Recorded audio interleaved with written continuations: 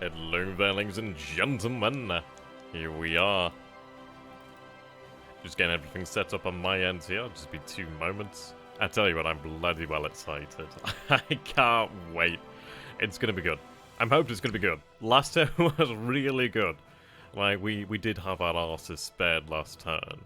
Like, we were bent over. We'd drop we'd drop that soap in the shower. Like, we had just full on. The soap had been dropped in the shower. Things were looking dicey. Like, it was getting all cuddly. It was getting cuddly.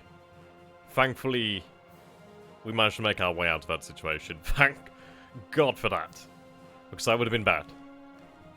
It's not often you get to describe a situation when you're talking about the Pacific War as being in a prison shower, but hey, there you go. God, I'm excited here. Okay, just gonna bring this up. Yep, there we go. Awesome, awesome. There we go. So let's just go to the game here. Lovely jubbly. So, hello there, AT, Battling Geezer, Tactical Stats. Hey man, welcome to the stream. Looks like a new name there. Hello there, Thor, good to have you again, my friend. Okay, so what we're going to do here then is we're going to have just a little bit of time, just let a few people actually get into the actual chat here first, so everybody can see the results live. Because frankly, it is going to be rather exciting results, I hope. God, I'm not going to lie. It's been interesting the last few turns. We do have plenty of men to land at Lafoa, ideally this turn. What I'm going to be looking at, now due to the fact that not everybody can make it to Lafoa in the same turn, what I'm going to be looking at doing is taking perhaps 3 ships from the Lafoa or Lafau landings, whatever you want to call them, and I'm going to look towards having them sent towards Lord Howe Island, Rabaul Island, and Norfolk Island. The reason being, well, he knows that the Kidawutai is at New Caledonia right now. He knows they're there. So I don't believe he's going to be spoiling for a fight with anything near that area, because I think he will recognize the fact that, yep, if it heads to New Caledonia, it is more than likely going to be destroyed. So what I'm hoping here is that we can potentially use this, this time here and ram home additional strategic invasions, really. I mean, the 3 islands to the south of New Caledonia are very important. They will be very important in the near future. They will give us a base, especially Norfolk. Norfolk Island gives us a fantastic base, but Rabaul Island could be very, very handy. Like Rabaul Island, Norfolk Island, they're probably the more priority of the islands. But depriving him of Lord Howe Island is very good as well. Okay, so, who's ready to actually see the turn here then? So I tell you what, I'm looking forward to this. Is the audio alright, by the way, guys?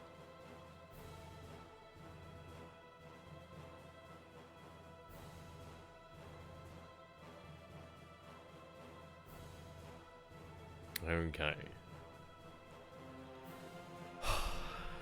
Man, I'm feeling it. I'm feeling the nerves here. I was going to double check that the stream on Twitch end is working fine. Yes, it is fantastic. Right, there we go. And get back into the game. There we go.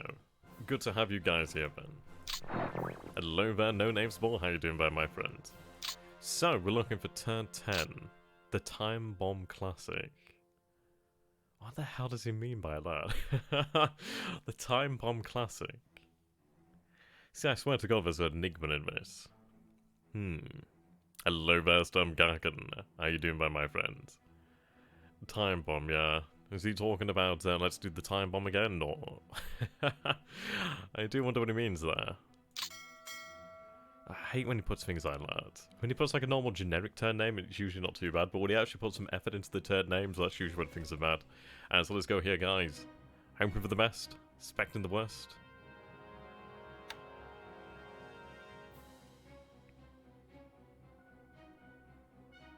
Ooh. Just realised I forgot to actually start recording the live replay here.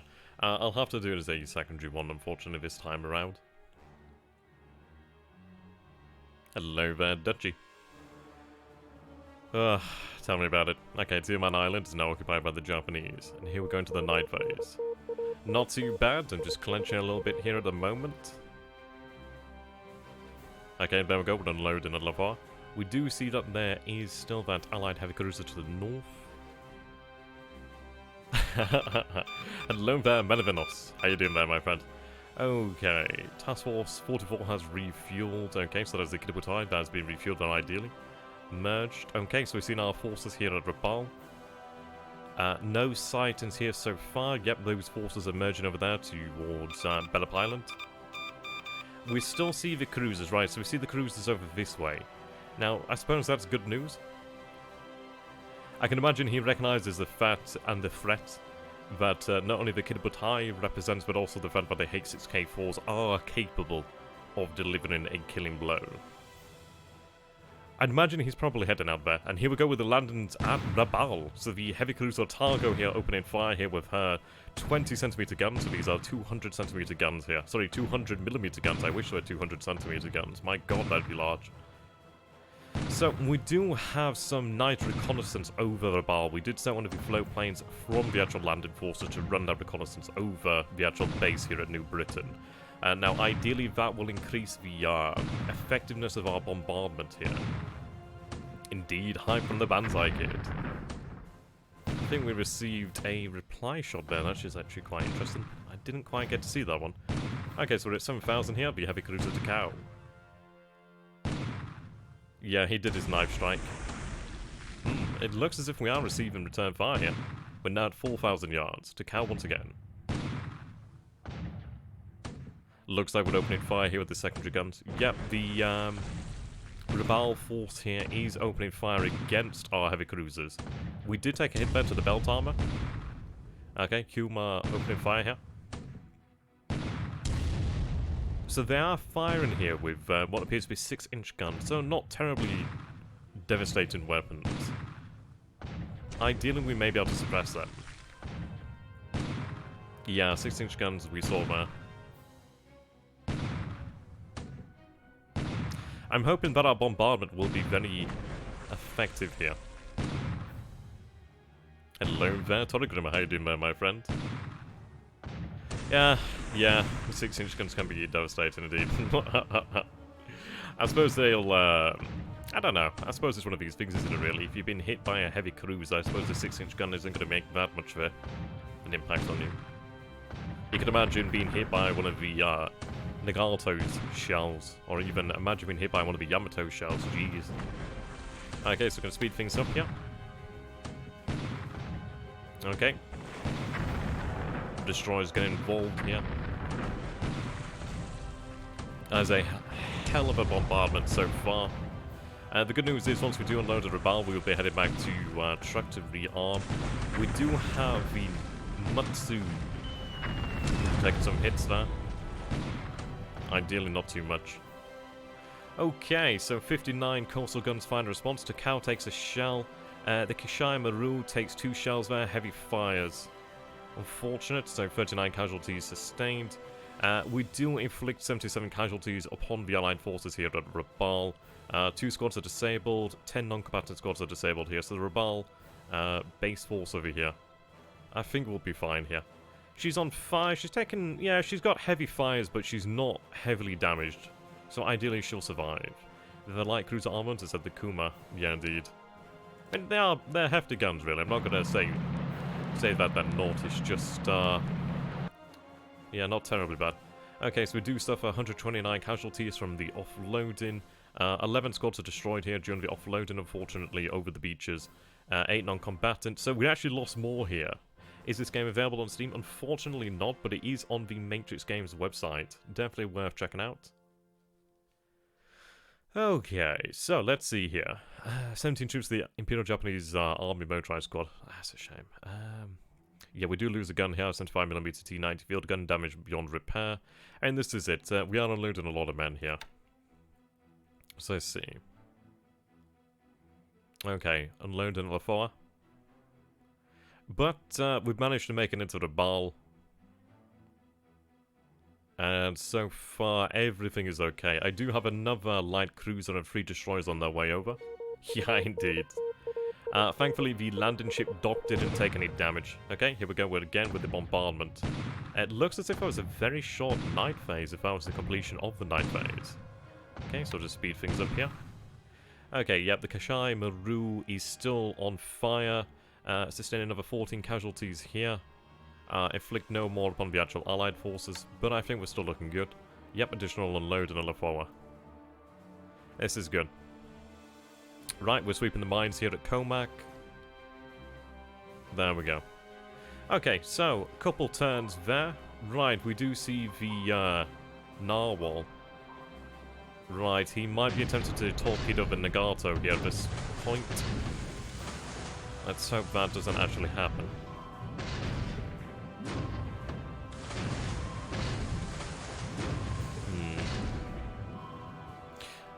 Okay. Ideally, we don't see anything like that. Okay, so we see the Trout over here. The Trout has missed her target. So we are seeing 2 submarines over here. So he's definitely trying to increase the effectiveness of his economic warfare.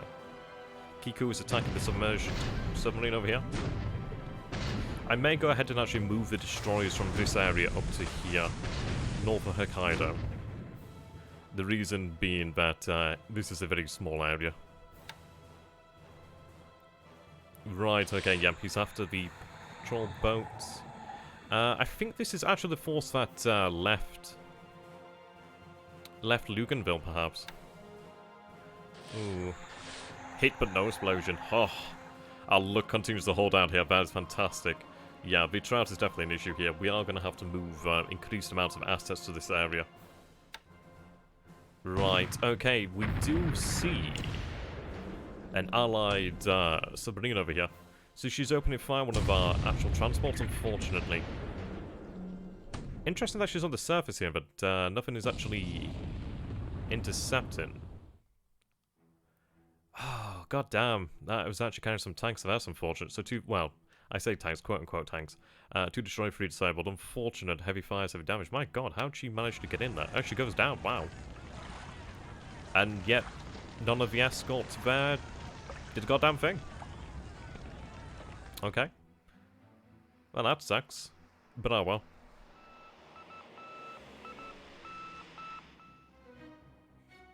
Yeah, I suppose things happen.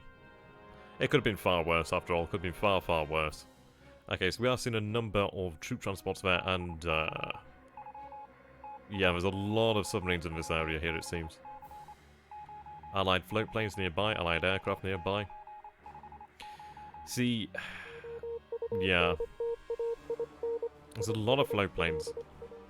The thing is, though, he's trying to intercept the landers with his submarines, and yeah, and it's actually rather amusing. Had he probably fired our torpedoes, she probably would have done less damage, or probably not done anything.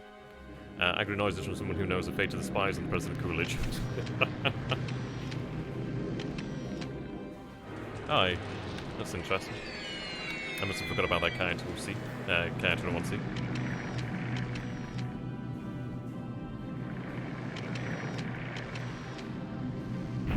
Okay, so we're hitting Cebu here with our aircraft.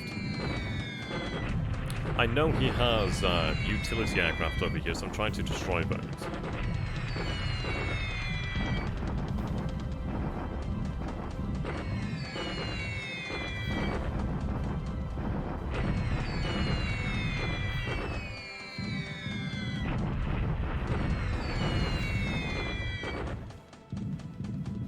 Yeah, there we go, damaging some allied aircraft on the airfield itself.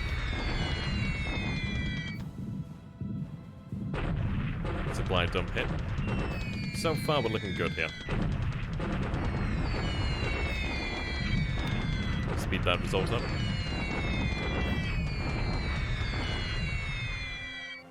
Okay, so what did we actually find here? A Stearman 75M. I'm not even entirely familiar with that model of aircraft.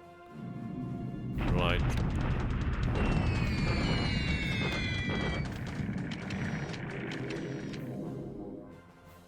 Ah, there we go. So we see some KI-43-1Cs actually defending Mersing. One of them driven away. Damage, there we go. One down.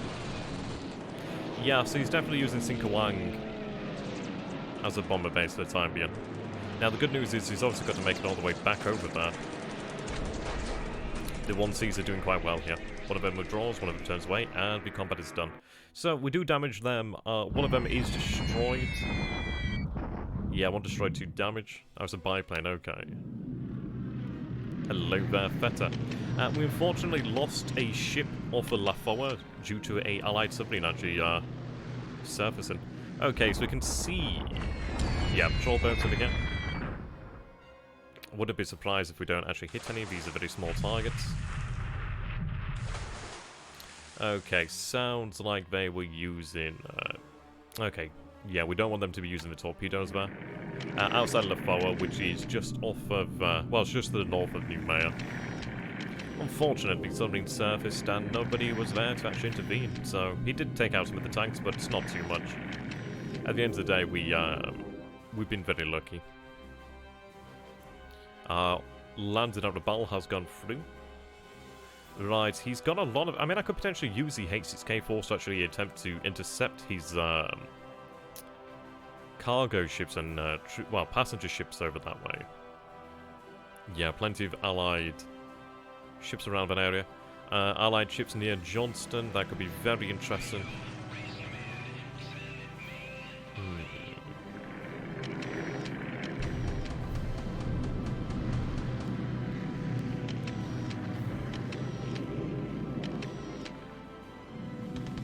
So I think what I'm going to do with the baby Kitaputai's air power is have them just switch to using bombs only. It sounded like a carrier spotted, but then again it could have been the actual baby Kitaputai over here. Okay, didn't quite want them to be attacking the port of Tan.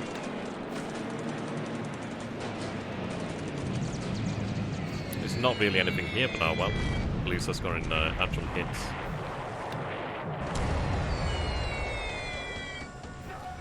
Okay, so I don't lose any aircraft. We do take out one of these here, and one is damaged. So, oh well. Wasn't intended, but it's not the worst thing ever. Okay, I'd love to know how many men have unloaded from the Rabaul landing force. We do have the LSD there. Something else has gone down. I'm not entirely sure what that might have been, actually. Yep, unloading over here. Unloading over here at Rabaul. Okay, so the Kashai Baru has taken additional damage there from the defensive guns, unfortunately. Ideally, she doesn't go down. More troops unloading. More troops unloading.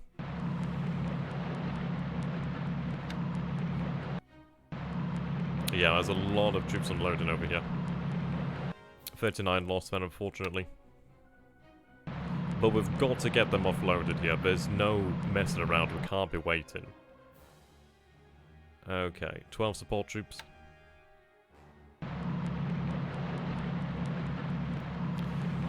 Okay, we do lose another vehicle over here.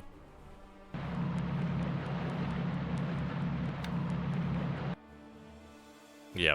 I mean, any vehicles that were lost, or any men that were lost during the unloading at New Caledonia is... Yeah, it's still a godsend.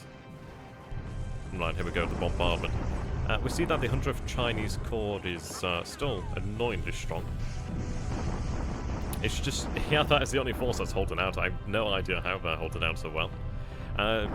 So we'll be using the baby Kitaputai's forces, well, the actual battleships there for the Kitaputai and the baby one to actually bombard Wanchao.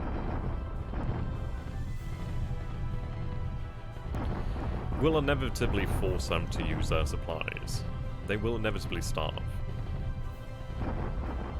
It's just taken a very long time. Yep, here we go. Shock attack at Rabaul. Look at that strength there. The 56th Division, 474 assault value. So that was an allied bombardment attack. Wow, okay. No. Ideally, we do see our own shock attack there. Deliberate attack of Alpha. Yep, we'll take that. Banzai! Okay, so they're retreating there.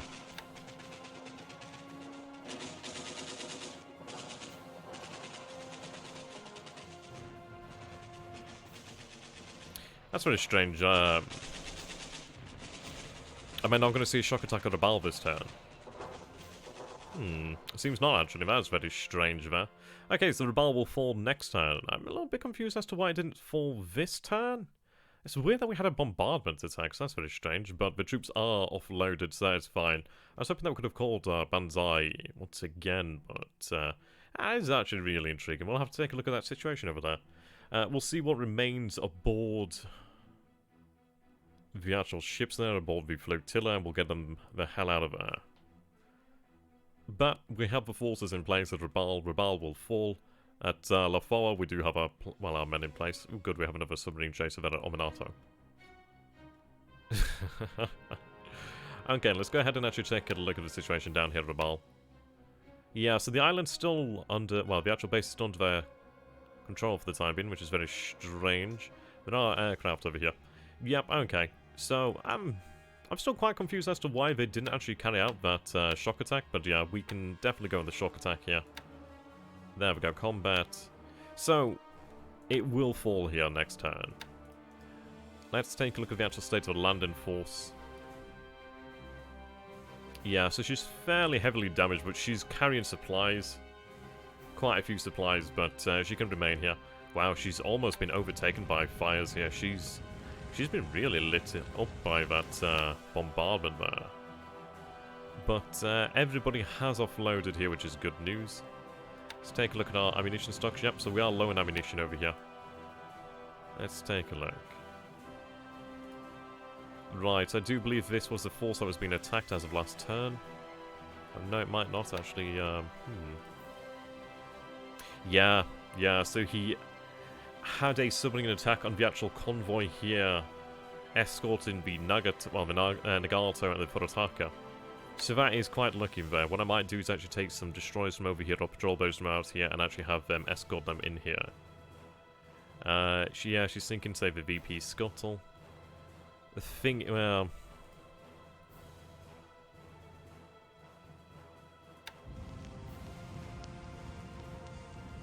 It is a shame, actually. I suppose the fires will probably overtake her. I wish I didn't have to lose all of that. I mean, she's a Kyushu as well, so that actually does hurt me. The son of a bitch. We could scuttle her, but I'd rather...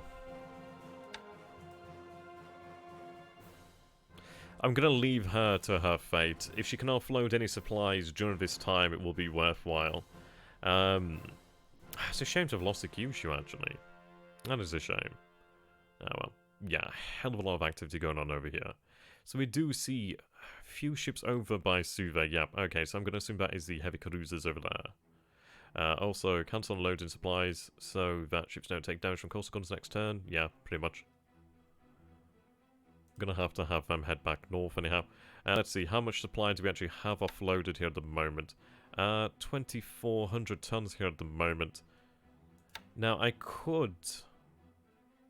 Yeah, we'll cancel offloading supplies anyhow.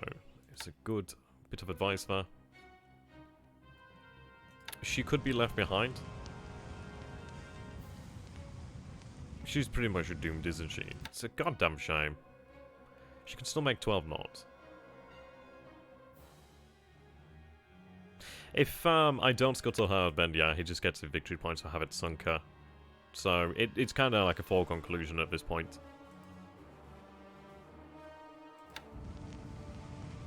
She's worth 12 points, which is not a huge deal. It's just I would have rather have had her, actually. She was a nice ship there. Plenty of options with her, but that's unfortunate. Ah, how you doing there, John?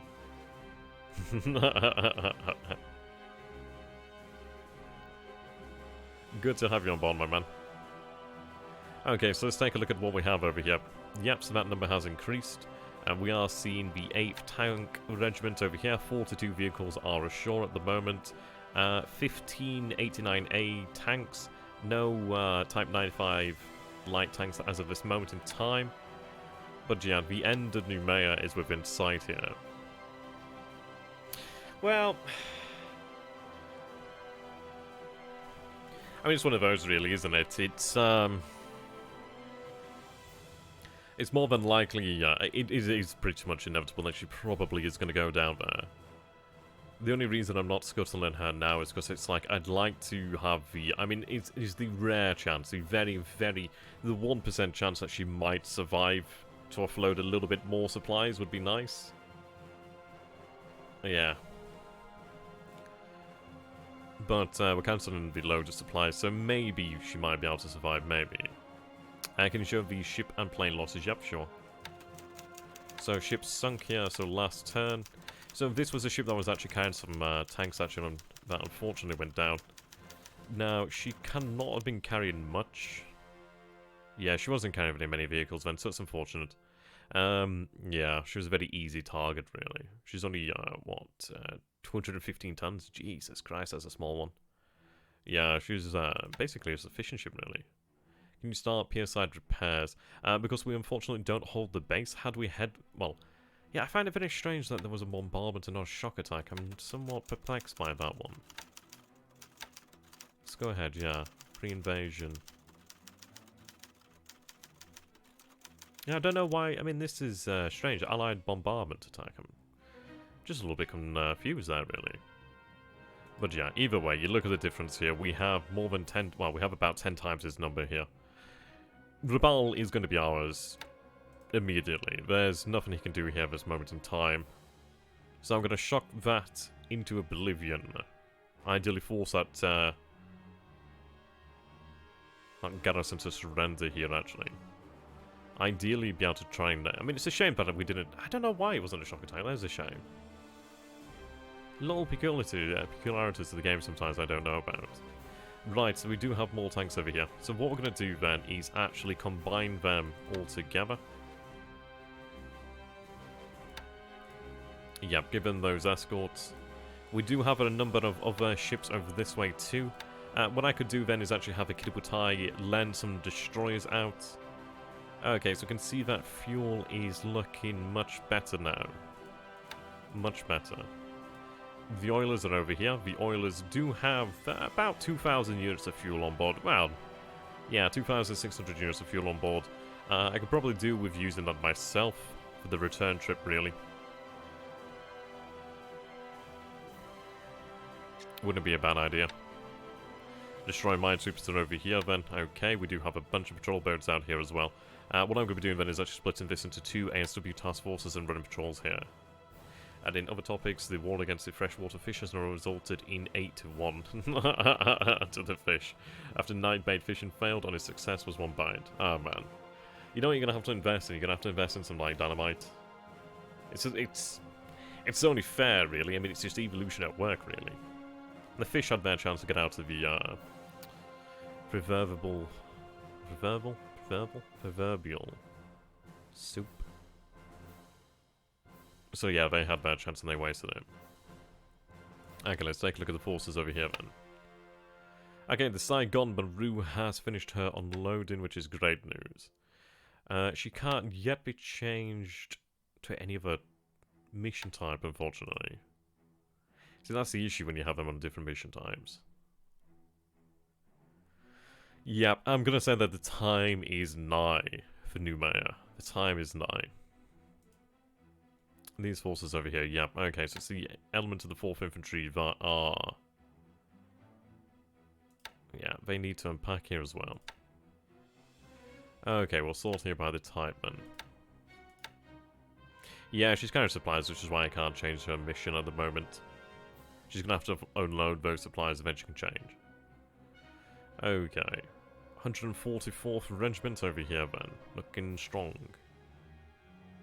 We need to figure out how many men we have aboard the remaining ships, actually. Okay. So everything that can merge into this force will merge into this force here. Makes a lot more sense to keep them all together. Yeah, the Kinagusa and a number of destroyers over here now. So his only real opportune moment to have actually struck against our landing forces was really this turn here. As in the turn coming, we do have the destroyers that can be out here. Yeah, these guys are on surface combat, unfortunately, so they weren't on ASW.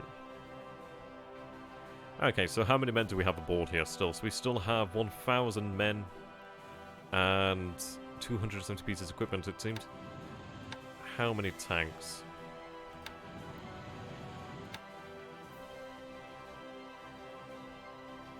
I have a new tactic plan for the future, which has been called for in the local area for having a 99% success rate.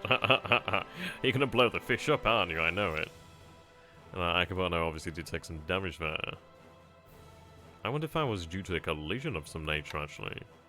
Okay, we'll go ahead and take a look at the operations report here. No. Okay, leave a patrol zone to replenish at Lugan Mill. Terminates patrol and returns to Saigon. Sighted by the enemy, Tiaman Islands occupied now. Right. Lays minefields. Yep, and the minefields have been laid. That's good news. Returning to Saigon. Okay. The Odakazi is in the Dublona repair dock there at trucks. That's good news. At least you'll be able to be completely repaired, really. Very handy.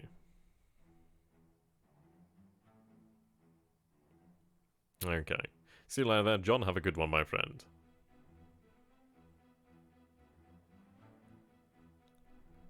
Okay, so we are seeing Catalina's over here then at Rabaul.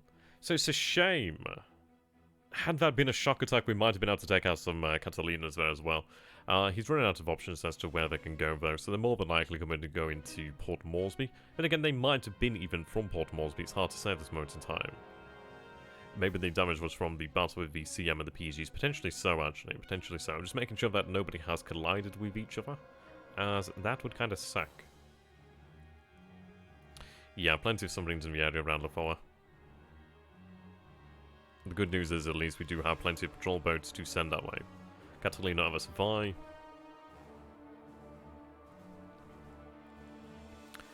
Kingfisher sighted over Mersing. Now that's actually rather intriguing due to the fact that Kingfishers are actually float planes for the Allies, I do believe. So it might be from a ship in that way, or you might have had it transferred to the ground base at Singapore. 0 from Ryujo crashes on land, unfortunately, but it doesn't say written off. Allied torpedo bomber sighted over Mersing. Okay. Prince Robert AMC's reported hit. Interesting. Yeah, okay. Torpedo bomber over Clark. Ah, there we go. Ryujo is credited with the 4th kill. Fantastic. Okay. Maintenance okay from Ashigara. Grounded due to maintenance. 10 H6K4 Mavis transporting the 11th Air Flotilla to Bihoro. Yeah, I'll take a look at the plane losses shortly, actually. Right, there we go. We captured Balfour. Ah, Suva. Very interesting. Okay, so Suva is actually now a size 4 airfield, which is actually rather intriguing. And the reason why that is very intriguing is the fact that I believe he may now be able to use B-17s, which is going to be quite interesting. So it might be very well the case that we potentially use the Kibutai towards Fiji, potentially clear the ships away from that area. Now, I'd rather not lose fighters nor bombers, but I think we can definitely clear the area around the island. That could be potentially done. I think what we'll potentially do here is it's going to be a consideration of potentially using other elements to go and secure Port Moresby once we do set up reconnaissance in that area so I can actually see what we're dealing with. And then having the actual division from Rabaul transported down this way towards Suva. We'll have to see. Okay, additional submarine chase arrives there. Elements of the 51st arrive here at Bangkok. Okay. Right then, let's go ahead and take a look over here then. Ah, see you later there, my mate. Have a good one, my friend. See you soon in the future, right?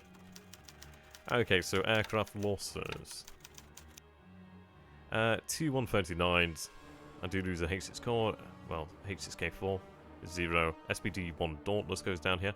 That's interesting. That's obviously a carrier plane. And that was from operational losses, actually. Okay. Good they arrived. Ah, thank you very much, man, for the follow, my friend. Really appreciate it. Yeah, so we did see supposedly a cargo ship and a troop transport around this area.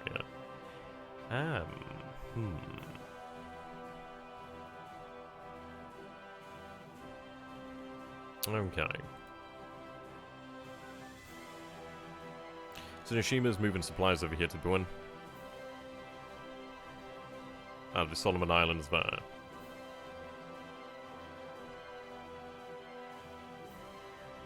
Okay.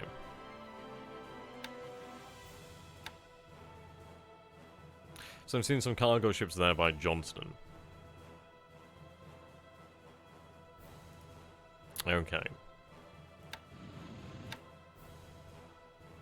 Yeah, you only managed to pick up the 12 troops there. Okay. What I'm going to do here then is...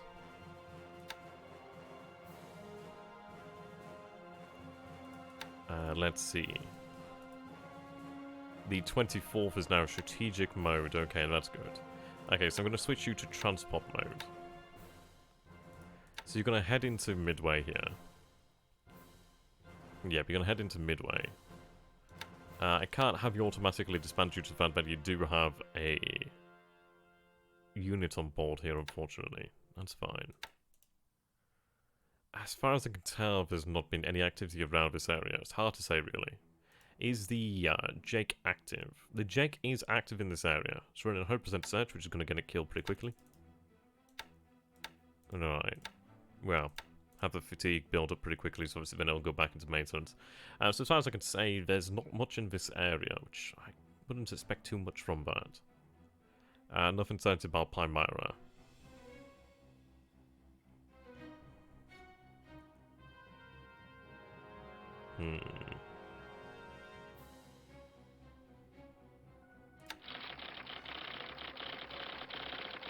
Heavy volume of radio transmission detected at Perth.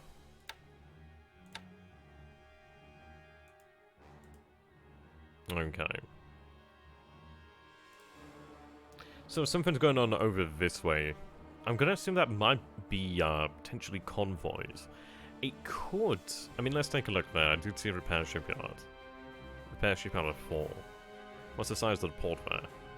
Size 5 port. The repulse might be there? Possibly. Okay. So we do have our own mines now over this hex over here at Pamika-san. So that's very handy there. Now I'm hoping that in the actual turns to come that potentially any ships that do move through here, there's going to be that small chance that they do actually activate the mines. Still have some mines over here. So that's good news. Okay. Right, now there's supposedly destroys and a light cruiser in there. 52 fighters. Okay, 14 bombers over here. Size 4 is too small for a battle cruiser. Is it size 4 or is it size 5? Was I looking at the actual airfield? No, the port capacity is 5. It might be able to manage it. Can you show how to resupply torps to aircraft? It's alright, my mate. Okay, let me figure out where actual headquarters is. I do have one over here at Luganville. Okay. So, we'll take a look at the 21st Air Flotilla headquarters. So, as you can see here, we have the 21st Air Flotilla headquarters.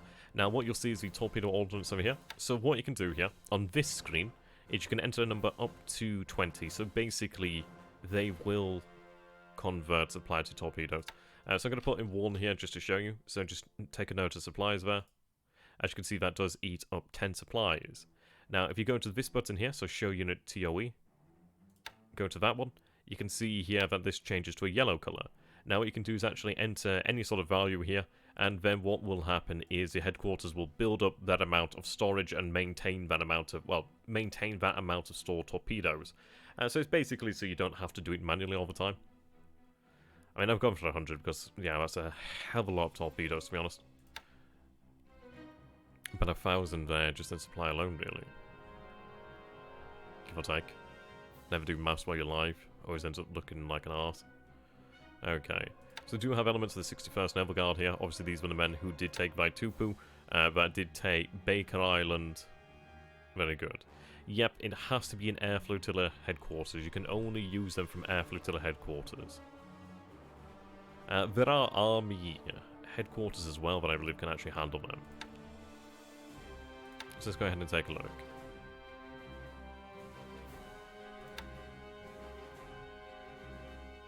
Yep, okay, so as you can see here, HQA, these are your air commands.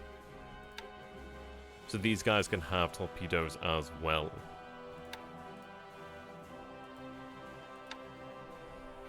Okay, so Moonlight is at 3% here, so it looks like Moonlight will be increasing as the turns progress here, which is going to be quite interesting. Ideally, it will be another golden time for our own submarines. So we do see a lot of these patrol boats out here. I'm not going to bother with them, they're just not worth bothering with. Okay, 8 auxiliaries. Yep, you're more than welcome, my friends. I do hope that did make a difference. Alright. So let's take a look then over here then. The 4th Division is now ready to be packed up and shipped off. Well, packed up and shipped off. As you can see here, we do have it broken into ABC detachments over here. About 2,000, about 2,500 frontline troops here per detachment. Do you plan to produce any 2-engine heavy fighters in the future? Potentially in the future, yes. I believe that we do have some in development. Let's see. Might be the 102s, it might be the 115s. I can't remember exactly which is the heavy fighter now, to be honest. Speaking of which, let's go ahead and take a look at this. So we do see that some of these bases are still not quite yet at the 10,000 plus, but it is getting better. It's getting better, which is good. Gifu is still at 9,175. I do need that supply to increase that. So I might have to go through these bases and just make sure that they do have that amount of supply required. So as you can see here, not quite enough. Have that boosted to 4,000. Abashi, you're at 5,000, so you actually are fine. Have that reduced down to 4,000. Nagoya, 5,000 reduced down to 4,000. Okayama, up that to 4,000. Now, I believe how it works with supplies, it takes this number of times by 3, so it should be trying to stockpile about 12,000 tons of supply, give or take. So obviously 4, 8, 12, 5, 10, 15 sort of thing. Okay, so we've done Nagoya. Okayama. Up that to 5,000, just trying to make sure we're getting over that 10,000 there. Sue. Up that to 4,000. Actually, up that to 5,000. You should stop bombing the airfield of the Philippines. Oh, sorry, you should stop bombing. Stop the bombing of the airfield Philippines, of the Philippine airfields. Yeah, true, but it does give the actual bomber some experience too, so it's one of those where it is potentially worthwhile. But I'll take that into consideration, really. We don't have to do it. I'm just going to up that slightly there to about 4,000. Mabashi there, yep, looking good.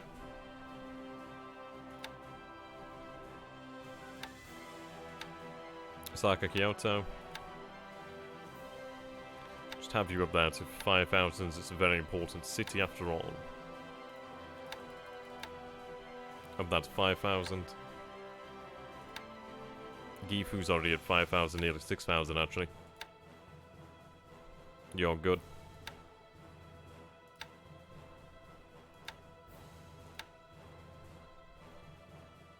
Okay, so obviously Nagasaki has a very big requirement for supplies, really.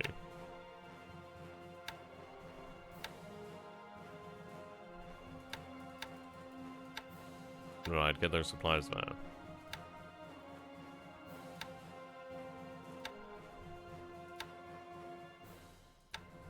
I was trying to maintain them over 11, well, over 10,000.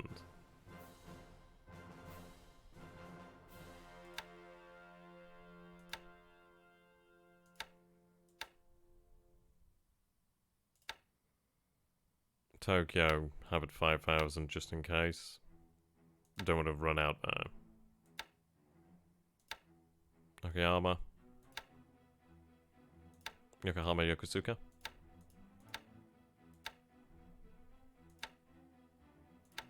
Actually, alright there. Kobe. Okay. Now ideally that will work out there. So let's go ahead and take a look at the R&D. So we should start to see that more facilities are going to be coming online soon. Mabashi should be able to start repairing at an expedited rate. Kobe obviously needs to catch up, well actually needs to get that supply again. So I'm going to increase that actually. Yeah, Mabashi should do okay. Sue over here. Okay. The more facilities that we have, the quicker things will start rolling. I mean, you can see that Mabashi has been really quite far behind here.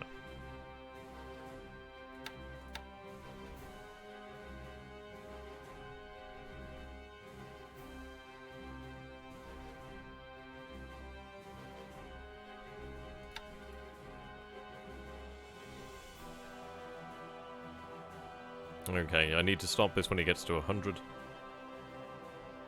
Reducing since one aircraft a month at the moment. That was a slight bit of over-expansion there, I think. Hello there, Infinite. How you doing there, my friend?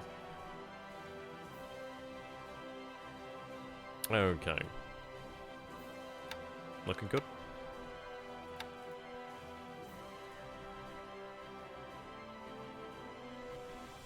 Yep, so you can see that we're up to 168,000 tons of resources now in Tokyo. So it definitely is working itself out now. It's going to take some time to get everything sorted out properly, but everything is working itself out, which is excellent. Okay, so you can see that we're already leaving the base here at Kanshan. Ah, thank you very much for battling Giza, man. That's really appreciated. Thank you so very much for that, my dude. I need to work on some actual rewards here. That's the only thing, is actually trying to figure out how to reward you guys. Okay. So we are beginning our march over here. I've not seen anything over this way, obviously because we're not doing the reconnaissance as of this moment in time. The 38th is continuing their march over here. Now, they may still be here if the Chinese forces that we did kick their asses off. Yeah, candy indeed. I can throw candy at you if you like. I mean, 57,000 men, that's no joke really, but it depends on really what they are. Yep, 17 fighters over here, that's still quite a hefty amount. Okay. So the baby kid put there.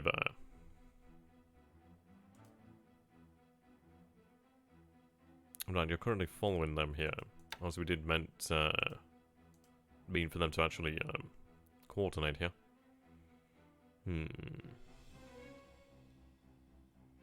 Shame that they're not of the same hex here. I could have organised them and got things underway already.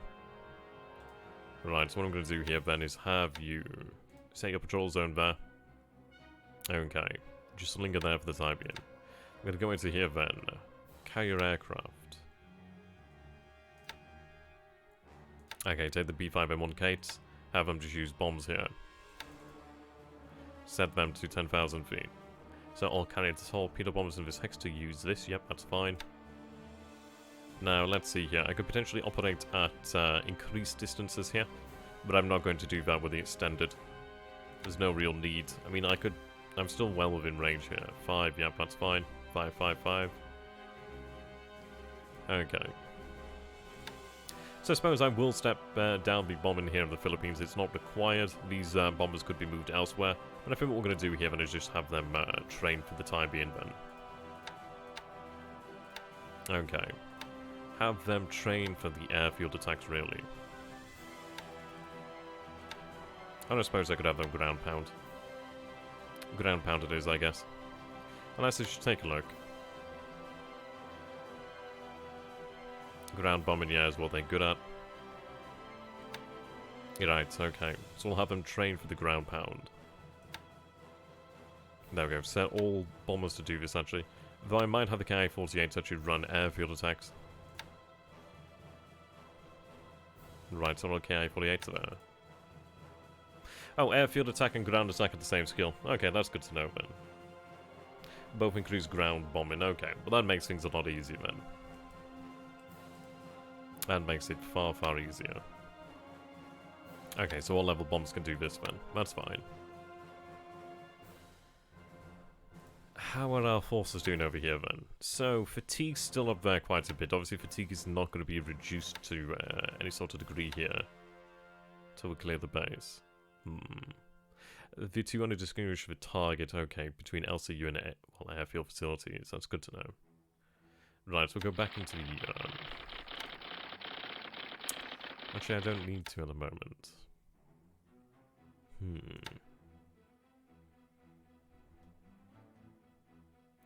Okay, so we do have a very large amount of submarines in this area here. So that's quite good. I mean, ideally, if there is something worth picking up, we will do. There are 2 ships over here. I do wonder if he's actually looking to set out from here. So I potentially do then is actually have these here. So you're running a patrol. Well, you're not running a patrol, you're just running around the island. I3 doesn't have a aircraft, nor does I-18.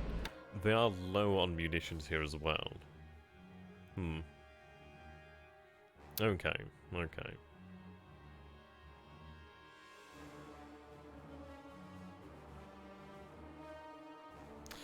Okay. Let's go ahead and organize things over here then. I'm going to take 2 of the submarines over here then. I'm going to have the other 2 submarines actually run ASW in this area. Yeah, you remain in this area alone.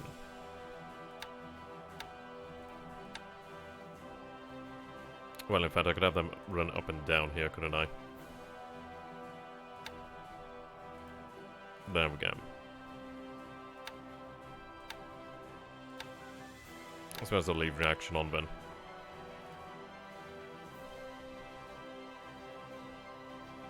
Okay, so he knows where the Kitabutai is. That's without a doubt. Right, I'm going to combine these forces over here then. So I do have the Osaka Maru over here. That's an important ship actually to bear in mind. We do have you over here, but you're just carrying... You actually are carrying some troops, and that's good to see. Okay, so 18, 14, 15 knots here. Okay. What I'm going to do then... Osaka Maru, kind of other elements of the 144th.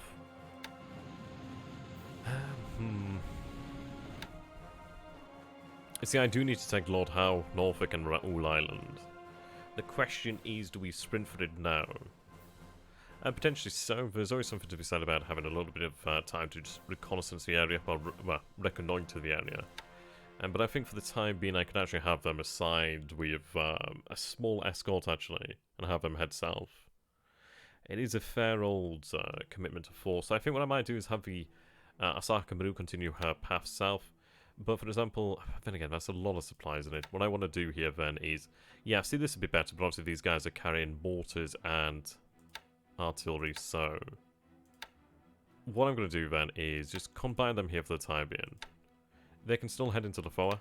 I am going to take a destroyer here from the Kitabutai. 2 of them actually to act as escorts. The Kitabutai is going to be moving out from the island here just to make sure they don't get intercepted. Okay, so we do have a number of ships over here then. Okay, let's take a look. Different speeds here. Different amount of troops on board. 500 here. Now the Kashima Maru is quite a few points to be sending south on something like that. She's also carrying mortars. You're carrying tanks, yeah. They're all kind of split up here.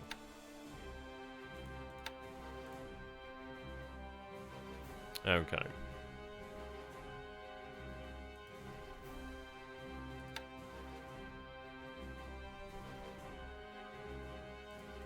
So I'm going to split them up here.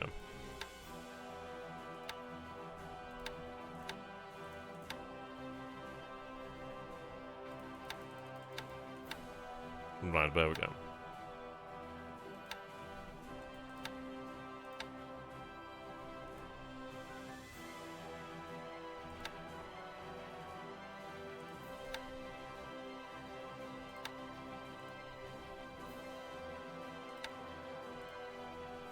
Yep, so he's probably gonna, I don't know, he might be able to cause more damage using his submarines, but it's not gonna be entirely certain that he's gonna sink terribly much more. Where you plan on landing all those toys. What I'd like to do is actually have some of them, well, I suppose what we might have to do here for the time being, it depends really. The issue is that there are ships that I could carry men on that are carrying very little, but obviously they're carrying the wrong type of unit. This might be more promising. They're carrying elements of the 4th Infantry, but that's 1,000 men, you know what I mean? I don't want to be carrying like 1,000 men to go take Norfolk Island. the chances that they get intercepted and destroyed out there is pretty high. So I don't want to be doing that. So what we are going to do then is actually have them land down there. I'm going to take this other force over here, so the surface combat one. They are going to be set down now to meet the task force here, combined with them. Your artillery units are not going to load at Lafoa. That's okay. It's not like I can unload them elsewhere at the moment in time, is it really? I mean, I could unload them at Comac, but run the risk of actual mines.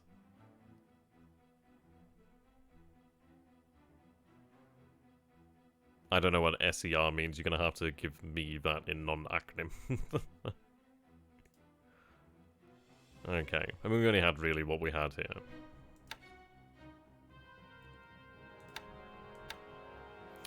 Okay. Shipping Engineer Regiment, no. There is artillery unloading over here then, so ideally, if it can unload 15cm howitzers, ideally it can unload the rest too. There's none of that. I can have it flown in. Okay. Oh, there we go. That's actually more tanks over here. So 95. Yeah, 2195s and 5997 mediums over here. That's good. Okay. We'll have our forces rest for the time being, make sure that they're ready to go. But yeah, the fall of Noumea is going to be within the next week, really. So we'll go ahead and take a look at the ground forces here, then. Actually, fatigue and displacement is very low. It's only on the 8th Tank Regiment where that displacement is quite high. You can't rest here at the moment, unfortunately.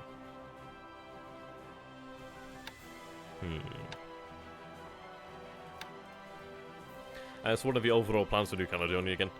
See, what I'd like to do is actually use New Caledonia against him, so obviously establish an air power, well, an air presence over here.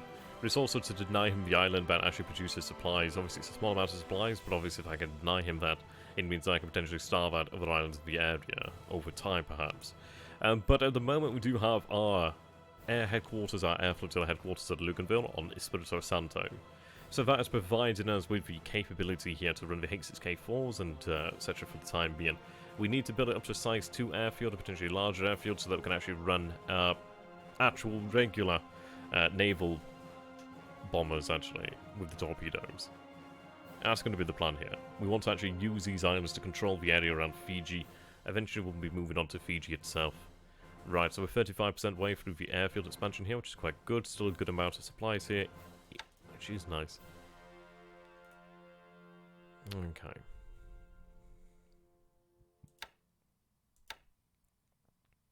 Yeah, so I do have an increasing number of units moving over here via the actual flow planes, which is good. Well, flow transports. What I'm hoping to do here then is actually be able to base the H6K2Ls, I believe they are. Yeah, H6K2Ls over here for Futi, then I can actually transfer engineers over this way to Savai. What I'd like to do then is from Savai begin to, well, actually be in a position where I could actually run, what do you want to call it, aircraft float planes, and maintain them, really. If I could actually gain some intelligence over this area, I'd be very happy. We know that there's a decent sized force over here at Pago Pago. I mean, what is interesting is the airfield at Suva has increased to size 4, which is very, I mean, to be honest, it's actually really quite interesting, because you've got to imagine that each point of expansion of an airfield, or each point of expansion for anything really is going to be eaten up into supplies there. Now, Suva doesn't produce supplies herself, so I don't know if I could agree with him on that one. I'd imagine what he's looking towards doing here, we know that he has, yeah, we've seen B-17Es over this area. So I think what he's planning to do here then is actually have the B-17Es fly from Suva. He may be able to do that now. I believe they need something like a size 4 airfield. So that's kind of interesting. But the thing is, we already have pretty much what we need in the area. So if he is going to be running the B-17Es, he is going to be running into a combat air patrol as well. So it's going to be a case of, well, can he maintain that? I don't know if the if the Ki-43s are going to be able to do a terribly good job against them, but at least it is an opportunity to attack them. It's better to have these guys than nothing. I mean, they're basically using like 250 cals, aren't they? Hello there, Honors. How you doing there, my friends? Okay. The other ones over here at Tanawa. Are you now ready? We'll go and check on Tanawa. Yep, you're ready to go, so we'll have you transferred down to Luganville. Yep, there you go. You'll join up with the rest of the 54th Sentai.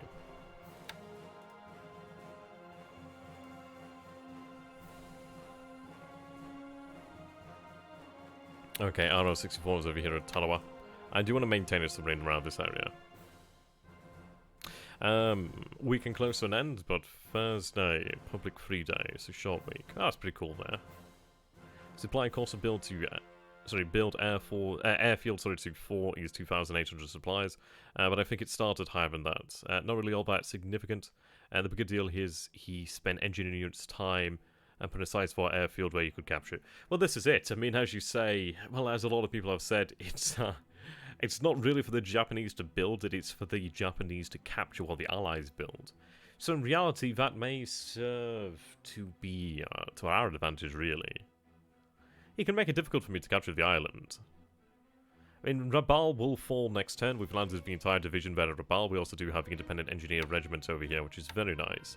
The good thing about this is obviously the support there, the engineers, the engineer vehicles, engineer squads. So it does mean that when we actually arrive in places, we can actually build up... Yeah, I mean, look at that, 124 engineers, 4 vehicles here. Yeah, I mean, the actual division itself has its own engineers, which is superb. Engineer squads over here as well. Yeah. So this force here is going to be very strong at digging him out, given time. Now, what I might be able to do here, due to the fact that I do have air landing units over here, I do have paratroopers over here at track. We do have, yeah, the 1st Ranger Regiment, we have the Yokosuka 1st SLF. We do have other elements over here as well. Still seeing some actual independent engineers though, which is intriguing. But yes, what we might be able to do here then is in the near future is potentially look at actually having these paratroopers maybe shipped down here to Espirito Santo. And using the H6K2Ls, we could maybe have them drop one of these islands around here, potentially seize those. Allow us to base, I don't know, float planes in that immediate area. But more so just have an island nearby to actually base from, to then go into then, really. I mean, for example, if I took control of Kadavu Island, there's only a port there, but it's still a size 1 port, so it's still nothing to laugh at, really. It's still handy. I mean, it's better to have a port than no port at all.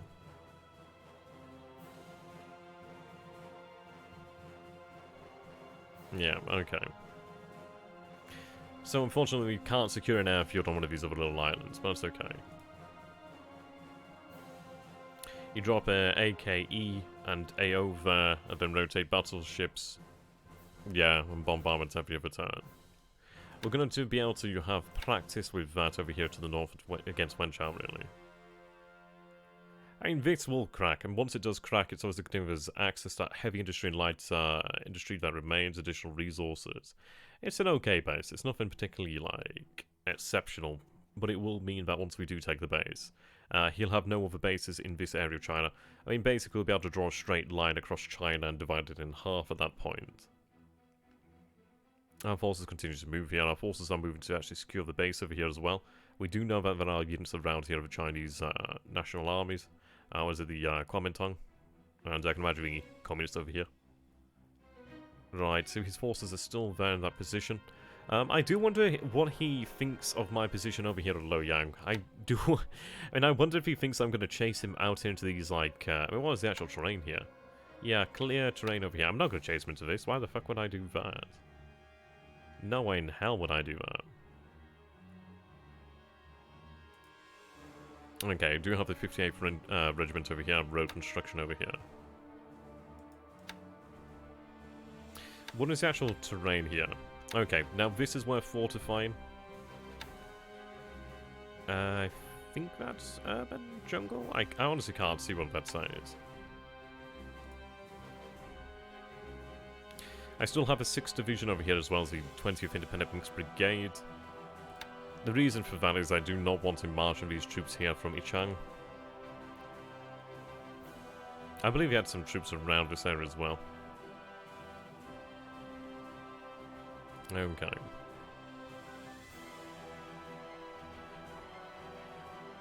Yeah, alright. what I'm going to do here then is cancel that. I'm going to have your home port set to Takao. So I'd like to return to Takao. This cruiser force is going to head on behind them. But what I'm going to do here then is... let's see.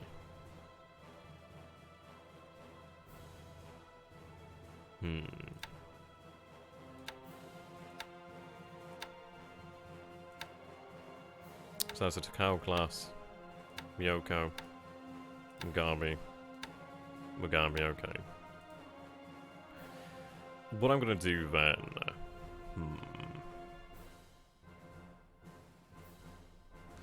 I don't think I really need a surface ship out this way.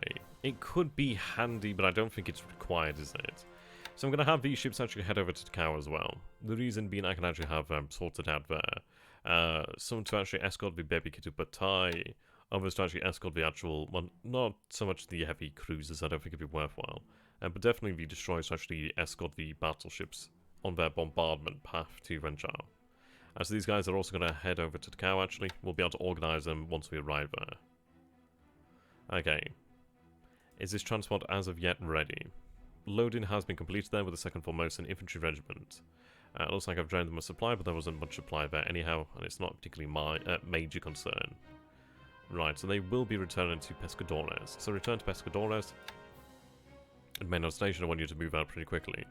I do have a destroyer here, and I do have a great deal of destroy minesweeper escorts here. That's a lot of ASW, actually. That's very good.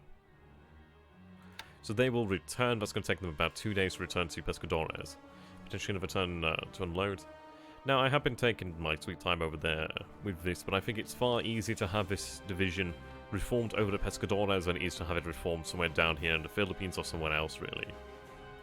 If I have it reformed over here, and then I can break it up into the 3 detachments, I have far more control over the division and where the division's assets do go. Okay, Yadachi. And a transporter.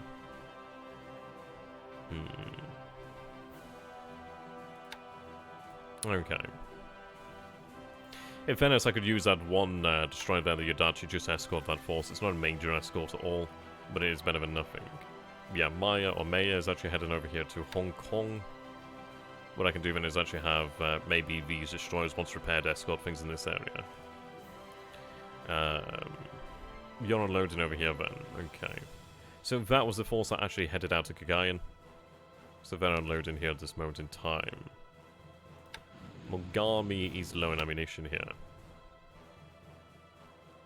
Okay.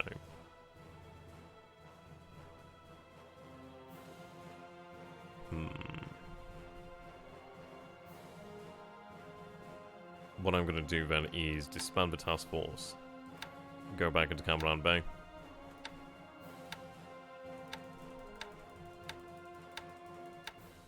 Take these guys over here. Right, I do have 2 Minakaze class APDs here. Very handy ships. An APD here.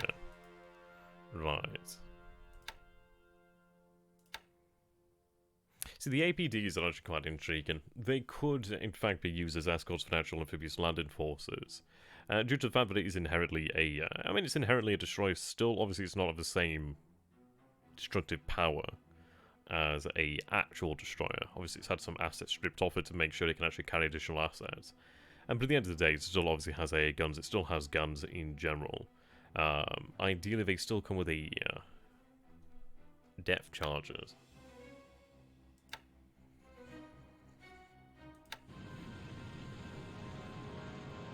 You still have your depth charges. Yep, you still have your depth charges over here, so that's fine. It's just that they've had their torpedoes removed, which obviously does remove a lot of offensive capabilities, but that's still not bad. So I think what we could do here then is actually take the APDs and have them sent over here to Pescadores, or maybe elsewhere. And in fairness, I could actually have them serve as quite well over here in the Philippines.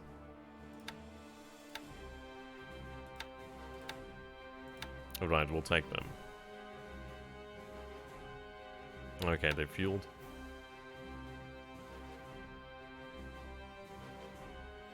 See, I could have them sent around this area here where they could actually take small amounts of units and actually have them shipped out to these different bases here.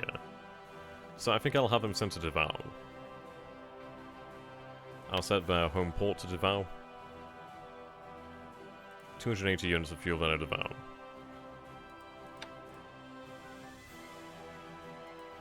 They are still patrolling here. Okay, so we finally finished offloading here, that's good. Right, so we took the base of Balfour.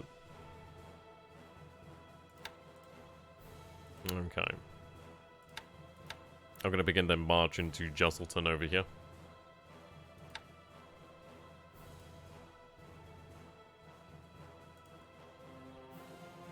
Yep, you're done here as well. That's good to see.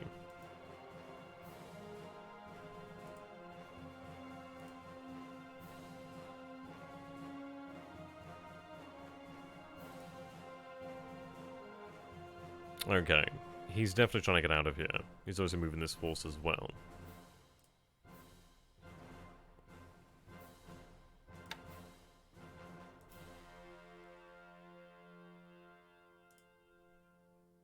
Right, we are moving elements of the Air Force base, well, the engineers over there to Kuantan. I did be able to repair that soon. These units obviously still marching south, so they can actually be on the rail lines again. These elements are now on the rail lines, so obviously they'll be making their way down there to Malacca. Okay.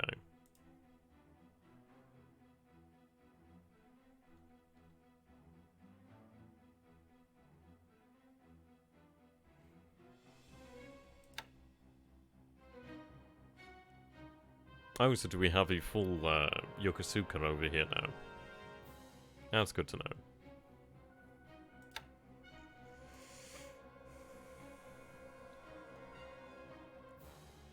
So I can imagine the actual airfield there at Medan is quite... well, it's going to have damage, obviously, from all the damage we've been doing there. How you doing there, Carl? We did well. We did well. We've only taken some losses. Probably 2 ships now go down. Unfortunately, one went down with some tanks on board, but then again, it was only about 5 tanks. So, unfortunate, but still, much better than we could have actually hoped for in the previous turn. So I still think we've come off golden. Okay. That one's a little bit intriguing. I think it is going to take some time just to, like, whittle them down, really.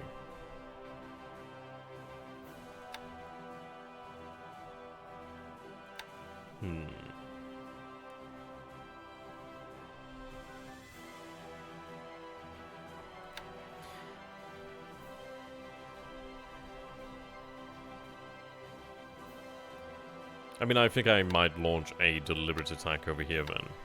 Then again, I need to take a note of the actual... Actually, no, that... It's not terribly much... Should be okay. Disruption's not very high, it's a fatigue, but it should be okay.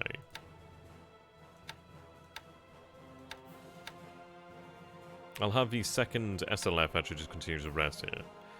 They took a lot of damage.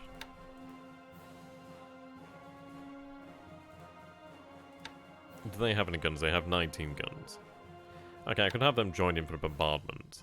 But then again, if they're joining in for a bombardment, they might as well even attack.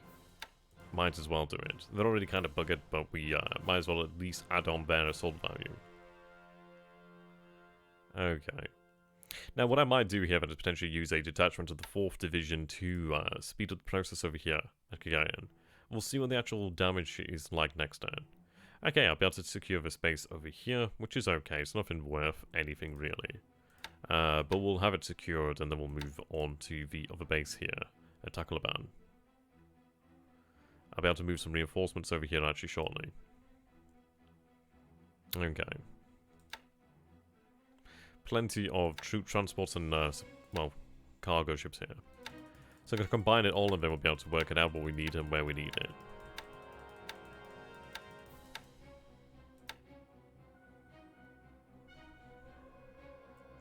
Obviously we want this to be changing over to a amphibious. Okay. So... We're looking at about 15,000.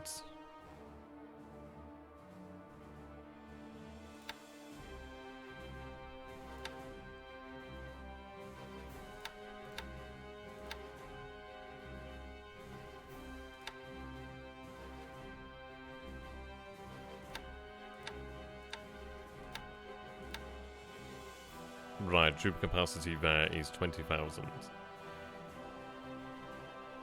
Okay, so...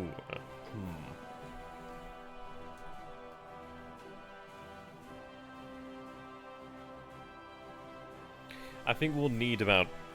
I think one of them could be taken on fully there.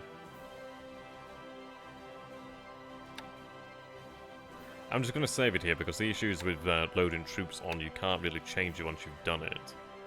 It's a bit annoying like that. And what did you guys think to the turn so far then? Like, how do you think? How do you feel things went? I think it went well enough. I think in reality things were very dire in the previous turns, and for things to have turned out so well, it was really quite the positive overall there. So I'm just going to save it here, and we'll take a look at the tracker here shortly as well. I don't think there's a huge amount of things that we actually need to do, actually. So maybe we could get the turn done tonight. Maybe. We'll see. Okay, just gonna double check that I've saved it there. Sometimes, I don't know, it might be a bit of like OCD to make sure you do it twice. There we go. Right, so I'm going to attempt to load up the actual transport here. Okay. Combat mode here. Right. Now I'm going to turn on troops only. Verified load here. Okay, 8 to 9% here. We'll add another ship then. Well, that's not entirely correct, is it?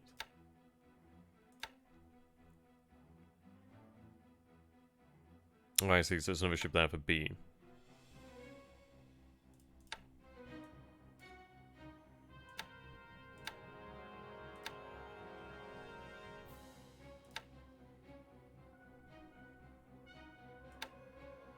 Okay, there we go.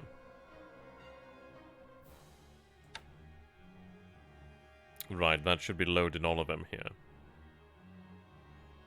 So what we'll be able to do here then is we do have ships of I don't know, so we'll be able to manage about 17 knots. I mean, if we take a look at this, then so can I actually arrange them? I guess not. But we have 21 knots, 18 knots, and 23 knots here for the A detachment. But yeah, overall, good speed, which is going to be very important there. Shiokaze can escort. We do have other submarine chasers here as well, obviously they can take on fuel. Torpedo boats and patrol boats. Submarine chasers are going to join them alongside the torpedo boats over here. Patrol boats could be left alongside. I don't really have anything in the way of fast transport here. So, what do we have supply-wise? 4,278 tons here. What I'll do then... turn that off there.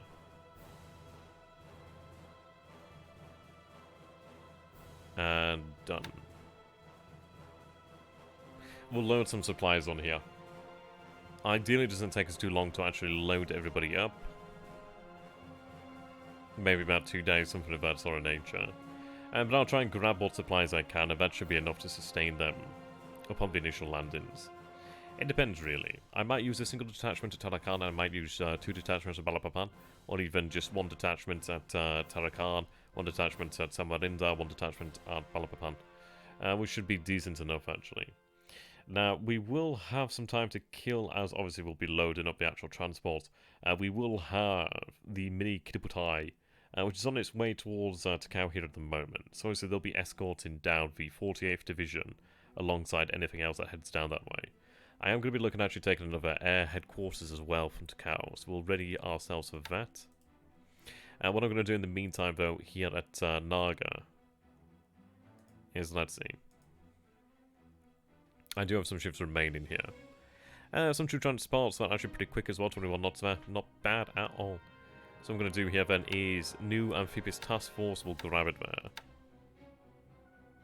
Not well. That's silly. Okay. I'll grab you.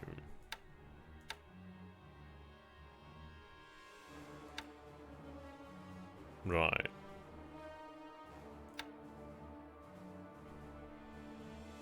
So I have the elements here of the 81st.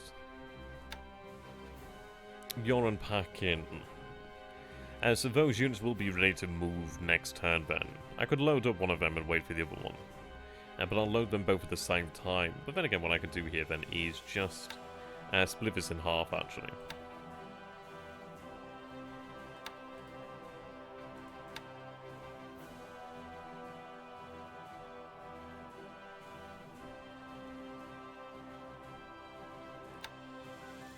Right, there we go. You could even dock as well.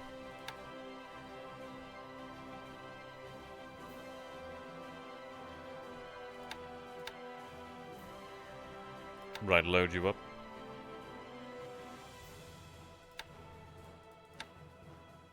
And it's up to load, there we go. Okay, so we'll begin to load them up.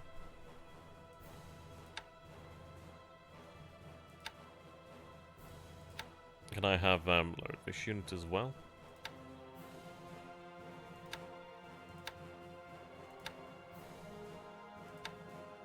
Now, I don't know if that was entirely necessary, but I'm hoping that it'll... I don't think it was entirely necessary at all, but oh well. If it works, it works. Right, they're loaded notes, okay. That's fine by me. Place the patrol boats in there. There we go.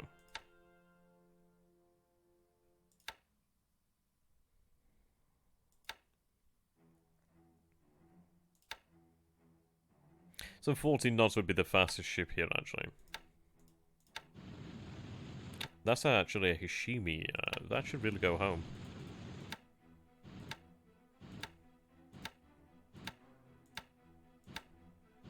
Okay, not bad, not bad.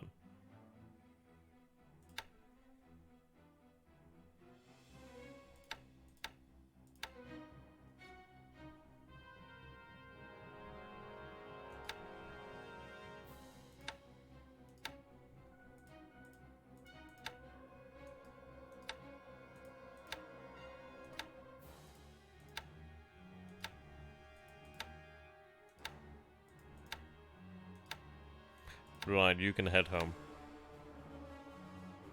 We'll return to Tokyo.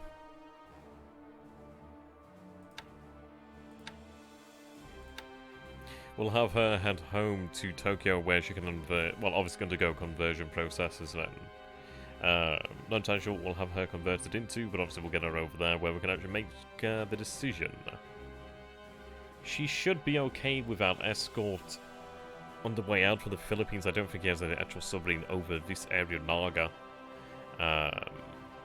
Obviously, when she gets nearer Japan, we'll obviously like take a little bit more control over her path.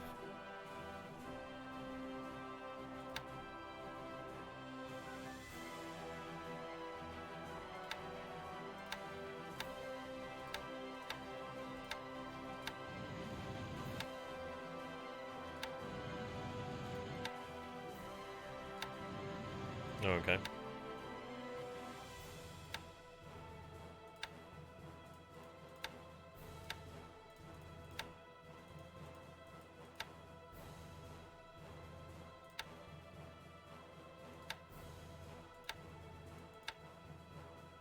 I'll have you just load some supplies if you can do so.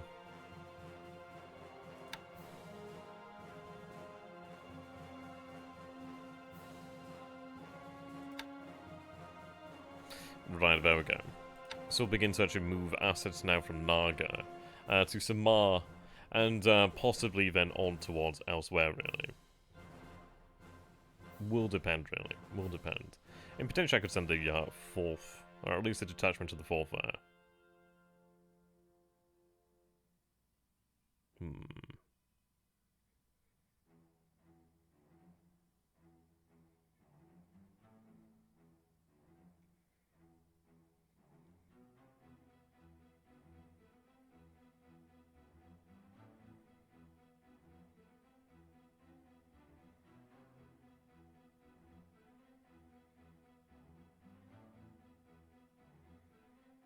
Okay.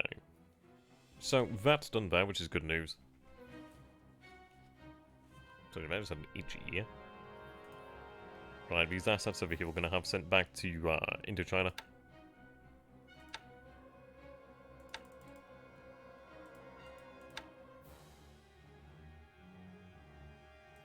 Return to Saigon.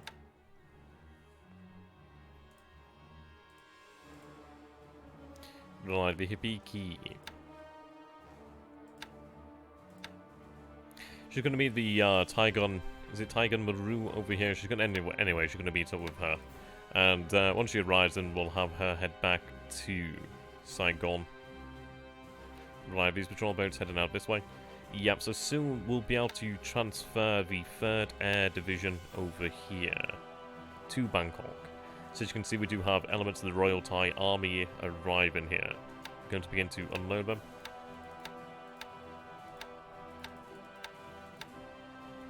There we go.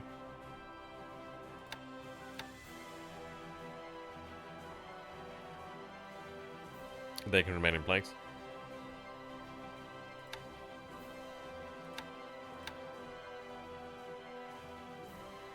Now, which is more distant, really?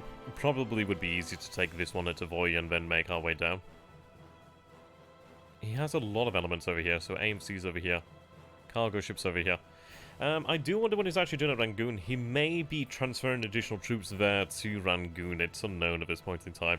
But in all honesty, like, if he wants to, yeah, if he wants to actually send anything across the Burmese border, then he's playing into our own hands there. It's just, it's simply a hellhole. It's not really something I really particularly want to be doing here, but the Thai troops will do fine doing this. So we'll go ahead and check on this and see how far. 138 miles there. 138 miles, we'll obviously be able to march along the road, actually. I forgot to actually start recording the turn replay, so what I'm going to do is actually, after the stream is, record the turn replay separately. Unfortunately, it won't have the live reactions, but obviously people can always watch the actual turn for the live reactions. Okay. Then have you march there to Migu.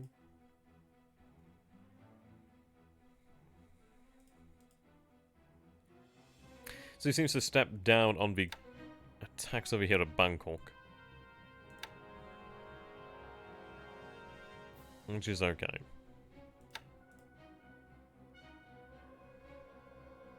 Right, so our assets are obviously going to be making their way down here to Kuantan.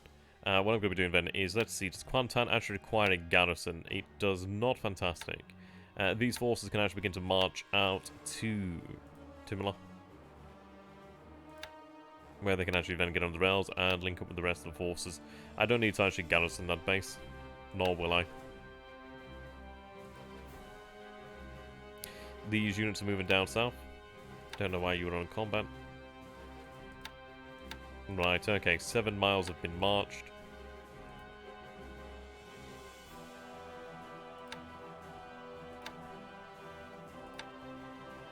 Right, okay, so the 143rd there has marched about 24 miles there. Now, ideally, they will arrive in place next turn. Where's the rest of the forces? So I do have the Imperial Guard Division, and they're still unpacking. I'm going to have them begin marching down to Johor Bahru, actually. These elements as well, make sure they begin marching.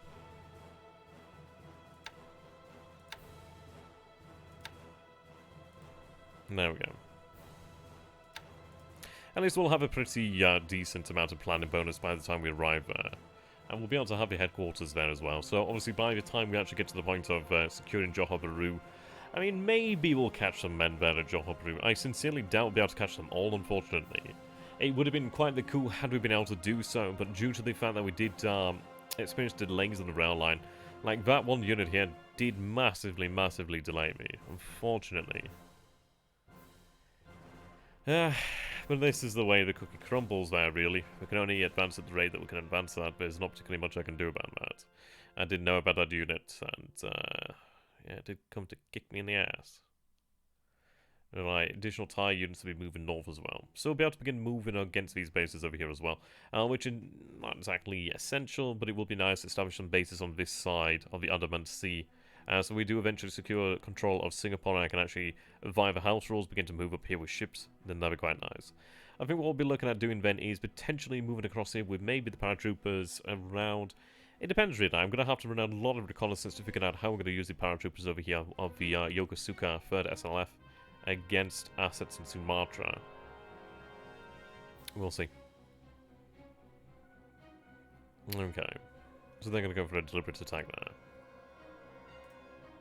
Cruiser mine layers heading home.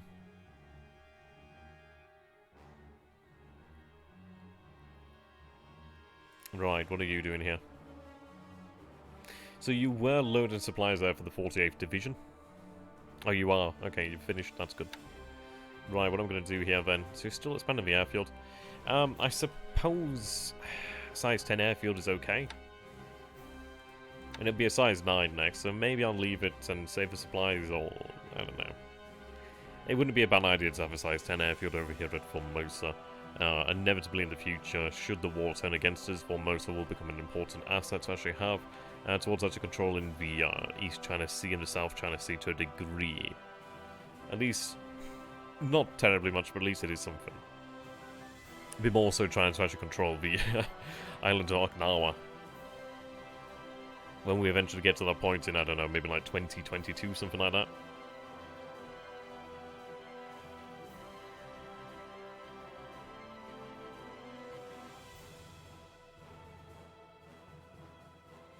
Okay. So what I'm going to look towards doing here then is actually having a air flotilla sent south. Well, sent to the Pacific. So what do I have that can actually carry troops? Not terribly much. But there's still some benefit to this. I mean, let's take a look over here then. We'll sort by speed actually to a degree. Yeah, so I could go for 14 knots, attempted with that. I'm not going to send the cruiser mine layer. It would be nice to think that these ships could actually manage it. That's sort of a Hishimi there.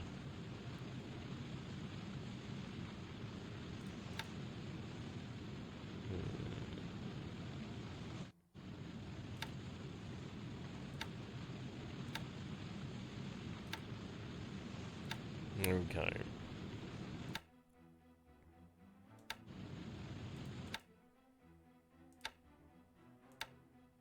I'll take the Hishimi out there. The Hishimi would be more useful being converted into something else. So let's see you. Can we manage it? Actually, the 5th Air Division is actually a lot smaller than I thought. Take it back. More than enough cargo load. So what I'm going to do here then...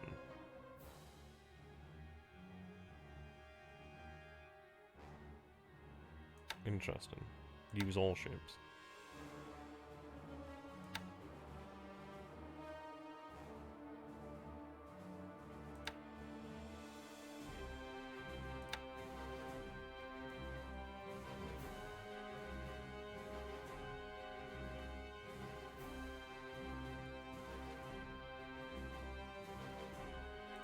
Suppose we'll use her for the time being then.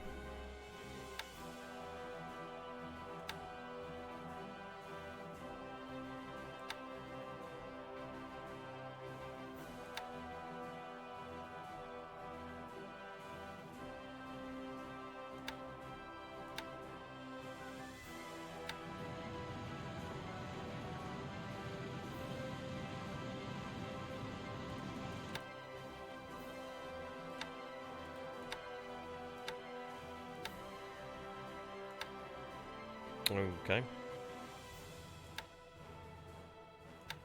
Donk up anyway then, I suppose.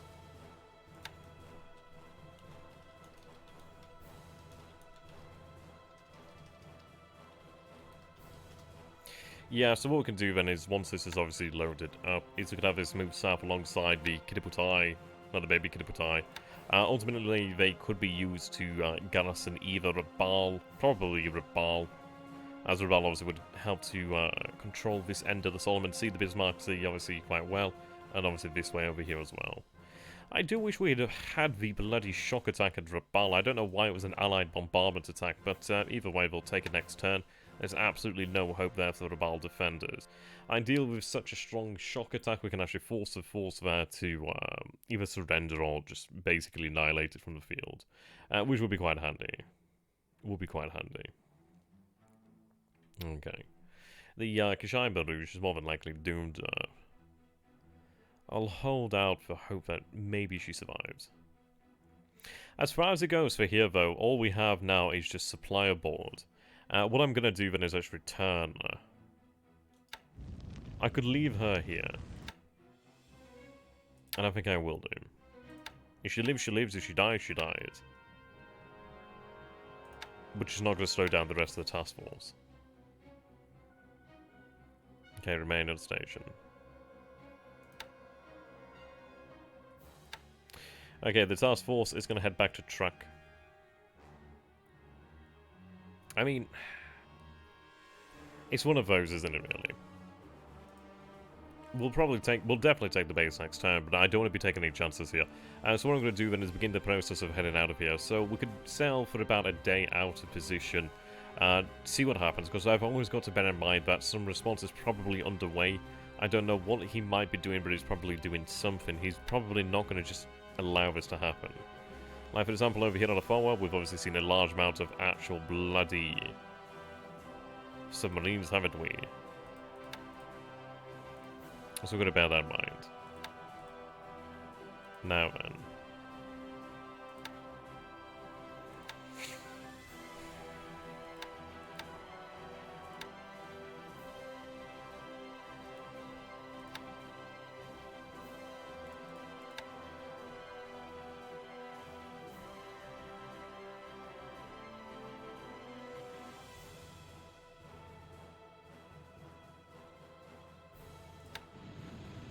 I might have the Mizuho actually sent back to Japan so it can actually increase the size of our floatplane squadrons, actually.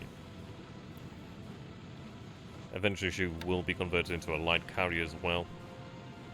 But it's not available until 1942, well, December 1942. What I'm going to do here then, I think I'll have them replenish at sea here. Obviously using all the fuel that was aboard the oilers there.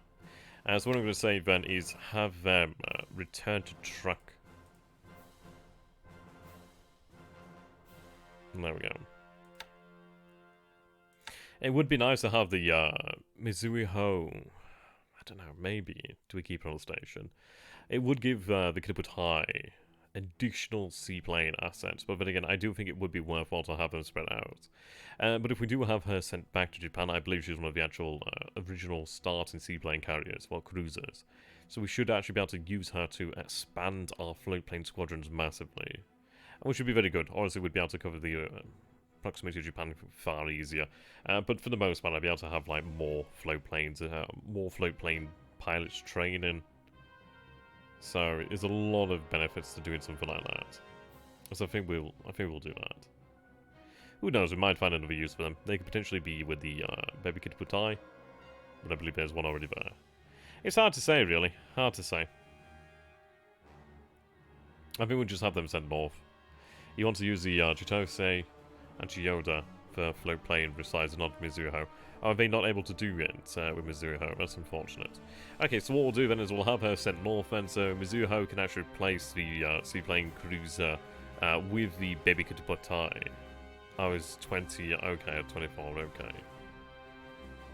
Okay, so she can, but obviously she doesn't have as large of a capacity. That's fine. What we'll do then is actually replace the seaplane cruiser with her in the Baby Kitaputai then. That's fine. Yeah.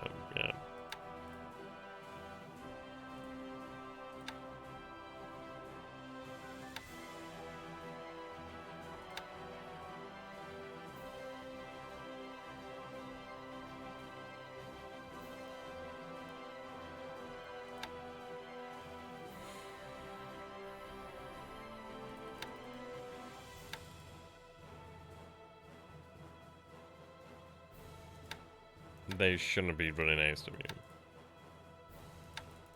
I'm pretty sure that was a misclick there. Oh, you can resize with her at truck. Okay, that's good to know. Maybe we do that at truck then. That's good to know, actually.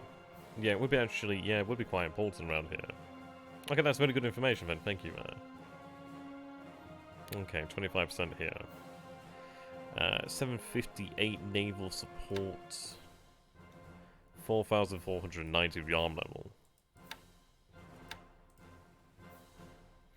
No, she's not at base now. She's actually, she's over here at Bellop Island. Should be heading north to truck, actually. Yeah, no worry, my friend. No worries. Okay. So the ARD actually does have the Urakazi destroyer in there. So let's take a look. So ships under repair. So Urakazi is actually in the ARD. Okay. We have one in the Kitiputai. So two are down here. So there's one in the Kitiputai, so Chitose. And we have, obviously, the Mizuho. And then over here, we have Chiyoda.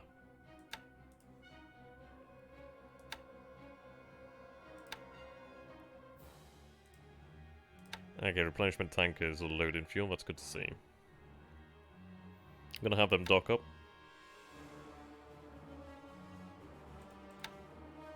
Right, the two tankers there are fully loaded.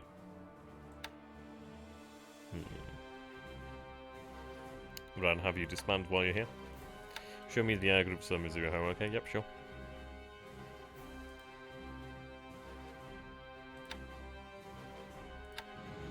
There you go.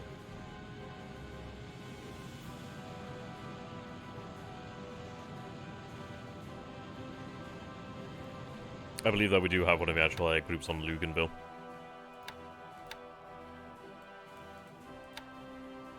Oh, it says it's Shortlands at the moment, okay.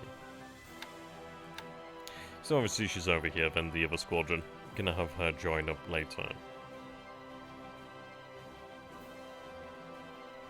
I don't know, I think I over-worried about assets of Rabaul, but we should be okay. Yeah, waiting.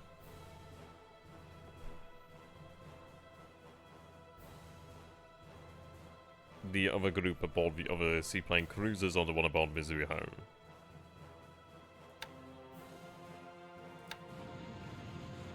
We got Mizuho too.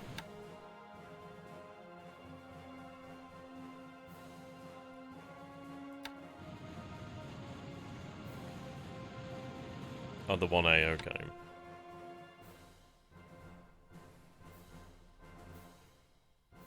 Oh, that one in Luganville, okay.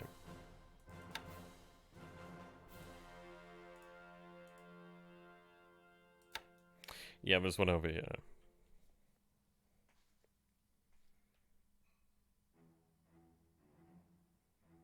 What is it that we actually need to look for while we're looking at these then?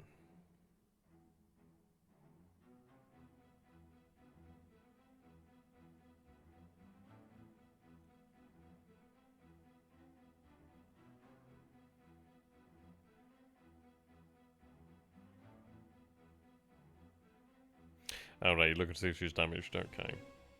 We'll have her transferred back then shortly. What I'm going to do then is keep them in the area just for the time being, just so I can obviously overwatch the Coral Sea. We do know that he has a propensity to actually launch cruiser raiders, really. Yeah, they're okay, so that's good. So once the actual Mizuho does advance north, we'll have them fly aboard then. For now, she can remain in position. Okay. You're still unloading elements of the 52nd Naval Guard. That's fine. I'm just glad that they are still alive. Okay. Auto-disband onshore mission is done there. Yeah, that patrol boat there has very little in the way of fuel.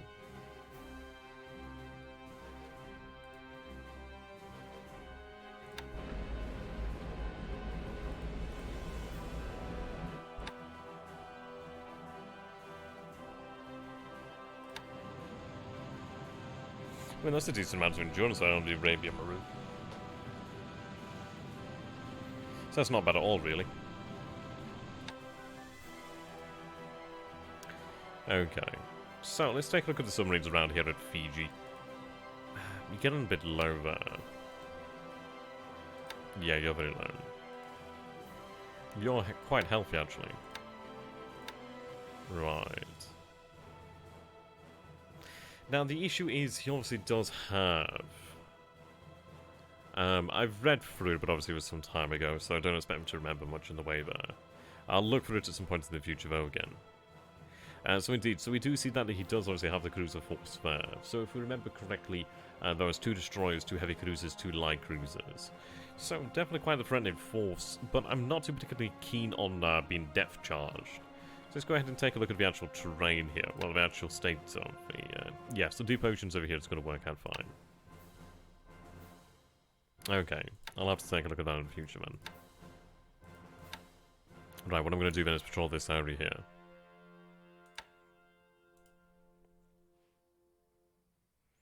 And then final boundary about there. Okay. Yeah, so we're going to patrol only in the deep ocean there. What is your... Okay, so I-173 actually does have a decent amount of fuel there. I'm going to be taking a risk here, but the reason why I'm going to take this risk is because I'm going to... Yeah, I'm going to have them patrol only in the deep ocean. So if I what I'll do here then...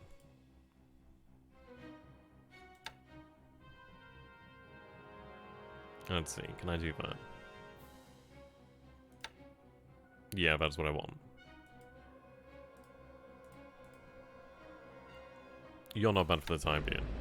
You also do have your reconnaissance aircraft over here as well, which is very good news. Now, with this reconnaissance aircraft, it is quite valuable here. We do have the H6K4s that can obviously run the naval surge.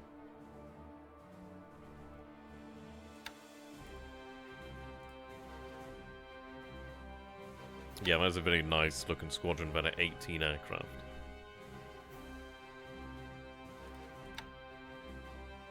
Right, still 2 of them over here at Noumea. Turn that off for the time being. Okay. Right, the Toko Squadron. So we're looking at 3 days before they can actually be sent south again. I'm going to have them just completely rest here. In fact, while they are here...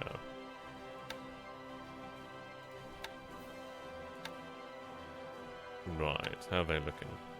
Another 2 tomorrow, a couple more to come. A couple here in reserve. Do I not have the pilots?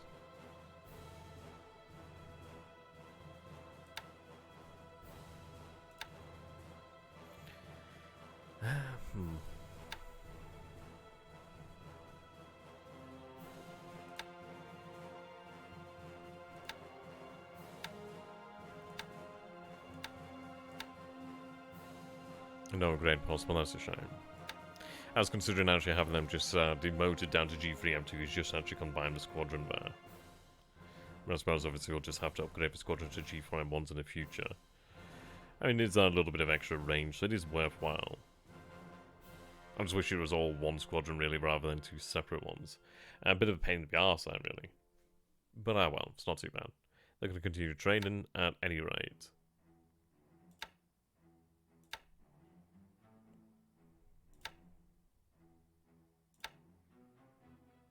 Okay. Yokohama, Yokosuka. Those guys are in the H8K1 Emily's. Lovely aircraft.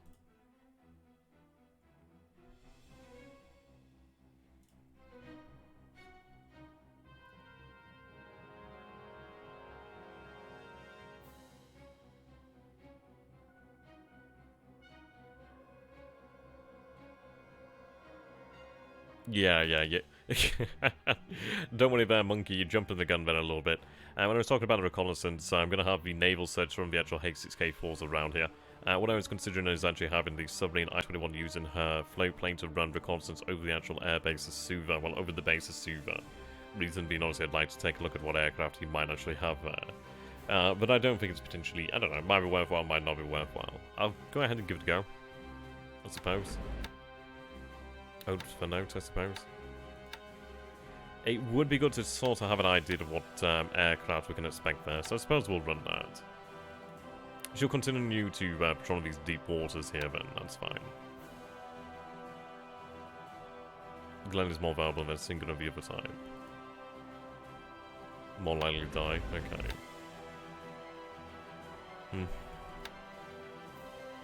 I suppose we'll keep it on naval search, but that's fine.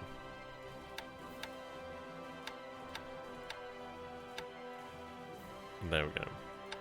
Not ground units I'm looking for. Land-based units here. So patrol aircraft. So right now, okay.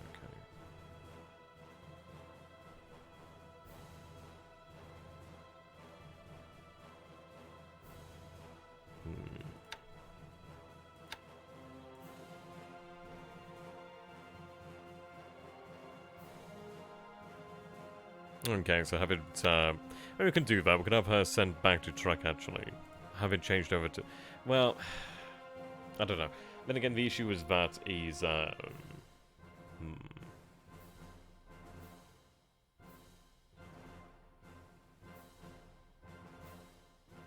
don't know.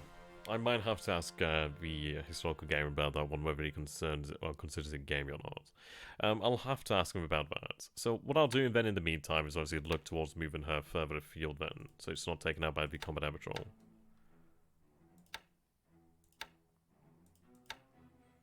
I'm conscious of doing anything. I don't want to like do anything that's going to be like dodgy.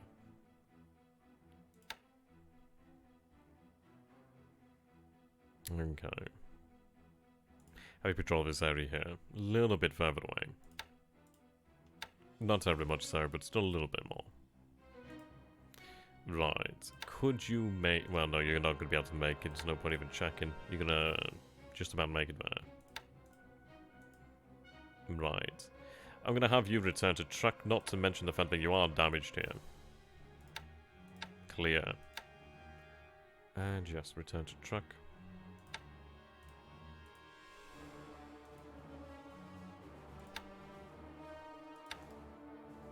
Okay, you're going to return to truck in your house, that's fine.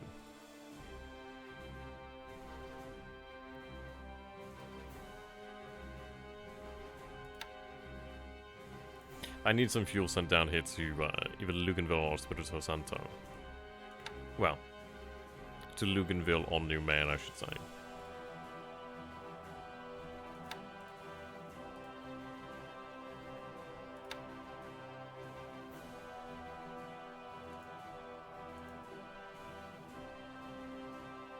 I think I'm going to have you return to truck now if you can manage it.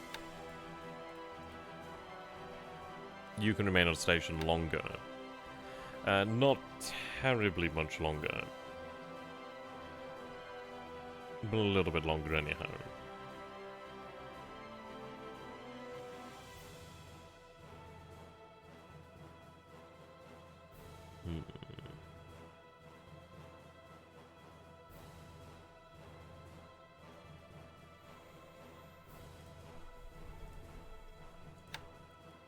Okay. Well, the minesweepers have been doing a good job over here anyhow. I don't know how many mines he has remaining in Comac. We should be able to clear it pretty quickly anyhow. Can I see the point at which it clears the mines? I think we cleared about like 10 or 20, something of that sort of nature. No, I don't get to see it there. But either way, we began to clear quite a few, so that's not too bad. Okay. What I'm going to do here then, let's take a look at the state of the Kittiputai. So these guys are going to head there. I'm going to have you remain on station, do not go fucking anywhere else. Just get into there. You're going to have escorts assigned to you shortly. Right, now the Kittiputai. Fuel's definitely a lot better than it once was, actually, so that's good news. Now, how do we wish to use the Kittiputai? That is going to be the question. That is going to indeed be the question. I could potentially use them against Fiji, which may be worthwhile. There's no particularly real negative to doing so. I mean, I'm not too interested in actually losing aircraft. But it's one of these, really. We know he has a lot of assets down here that we can hit via aircraft. what I might do here then. Take a look at the actual aircraft. I can't bloody split this unit, that's irritating. I was hoping I could split it then, but I can't at the moment. That's annoying. Moving northwest.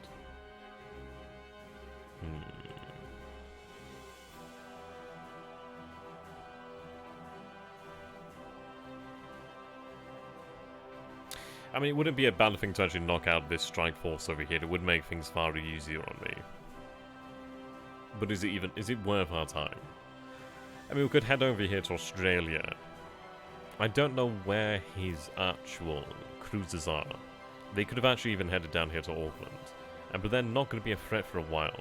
We know of one threat which is nearby, which is this force over here. We know that he has, I think he has maybe AVs over here. There's more assets here than we know about, that's for certain.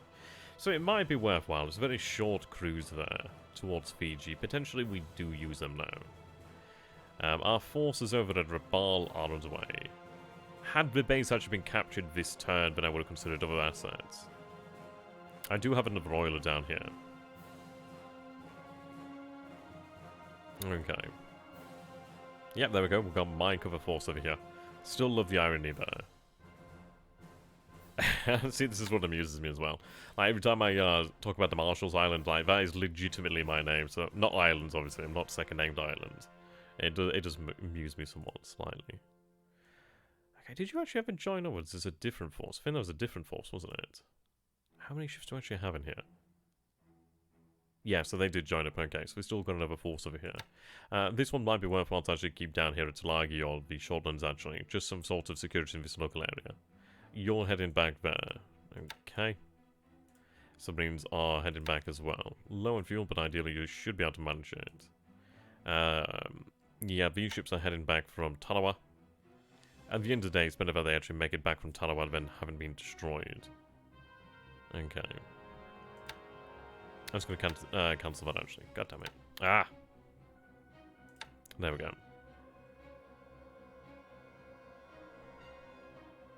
Okay, just head out to the truck, sorry. I'm sure I turn that off. There we go. Auto disband, that's fine.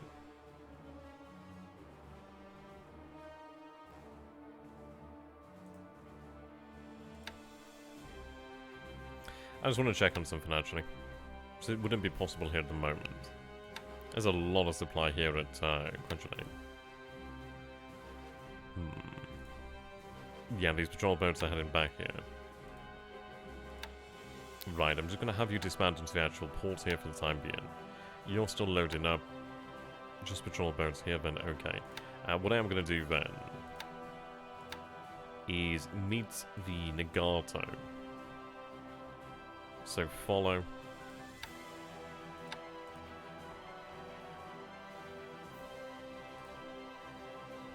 We know there's a submarine around this area, so what I'm going to do here then is use waypoints. Head that way to the north, well, you know what I mean. North, east-ish.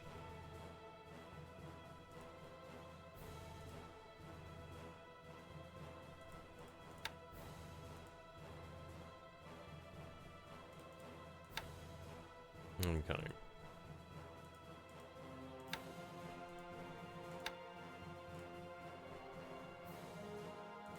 Right, at least we'll have some additional patrol boats there.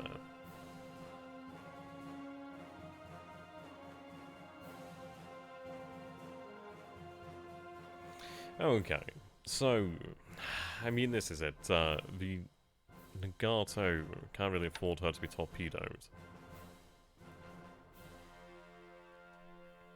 And they're currently making mission speed here. I could potentially increase that, but I think mission speed is fine. 80 knots is still decent enough. 2 escorts here. I might be able to find some destroyers, so I should go ahead and join them. I do have a single destroyer here. What I'm going to go do then is... How would go out there? Well, there's 2 destroyers here, so I'll have them both sent out.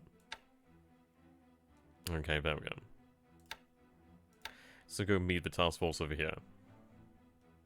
And merge with them. It's just some additional security on their way into the port there. But the good news is they are going to be moving under the cover of darkness here, so that's nice enough. Shy. She's heading over here to Wake. We'll be taking elements now to Maizuru, second SLF, potentially. Okay, you're not really doing anything here at the moment. What I'm going to do then is actually set your home port to Wake Island. The reason being, I don't expect anything in the near future. What I'm going to do is actually keep it somebody. Yeah, if I can try and keep it submarine around Talawan, around Wake, and for the most part, at least then, should he return with the carriers, at least I do have something that could potentially slip out there and have a good old shot at one of the carriers or something like that, wherever comes our way. Right.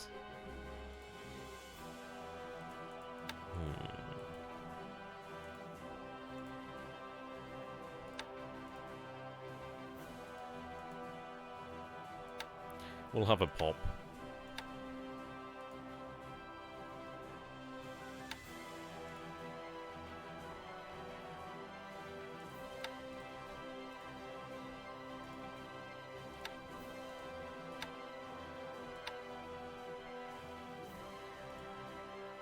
It wouldn't be a bad thing at all to actually catch out another ship here, so we'll have another pop at it, really.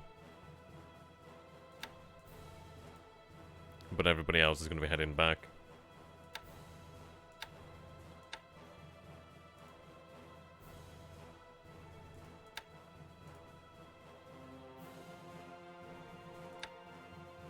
There we go. Everybody else can head back on still. Yeah. So they're heading towards Quadriline, but obviously we'll have them ultimately head into track.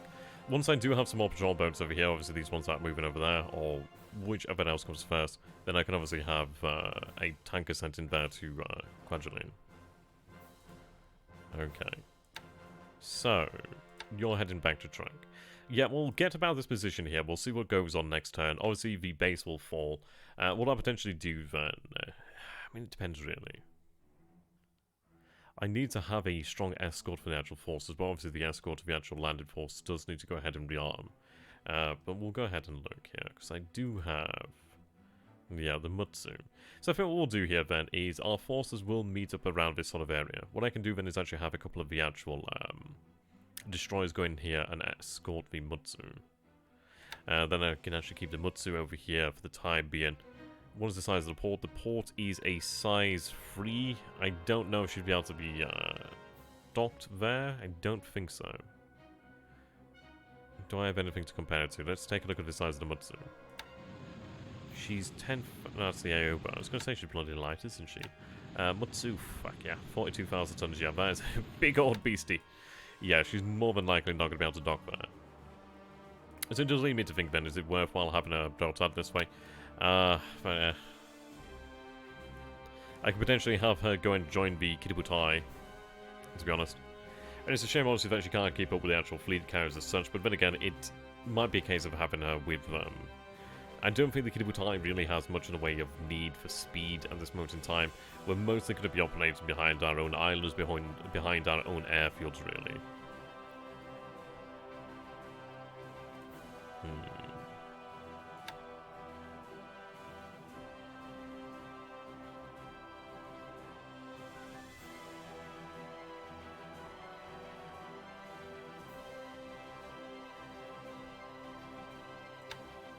Okay.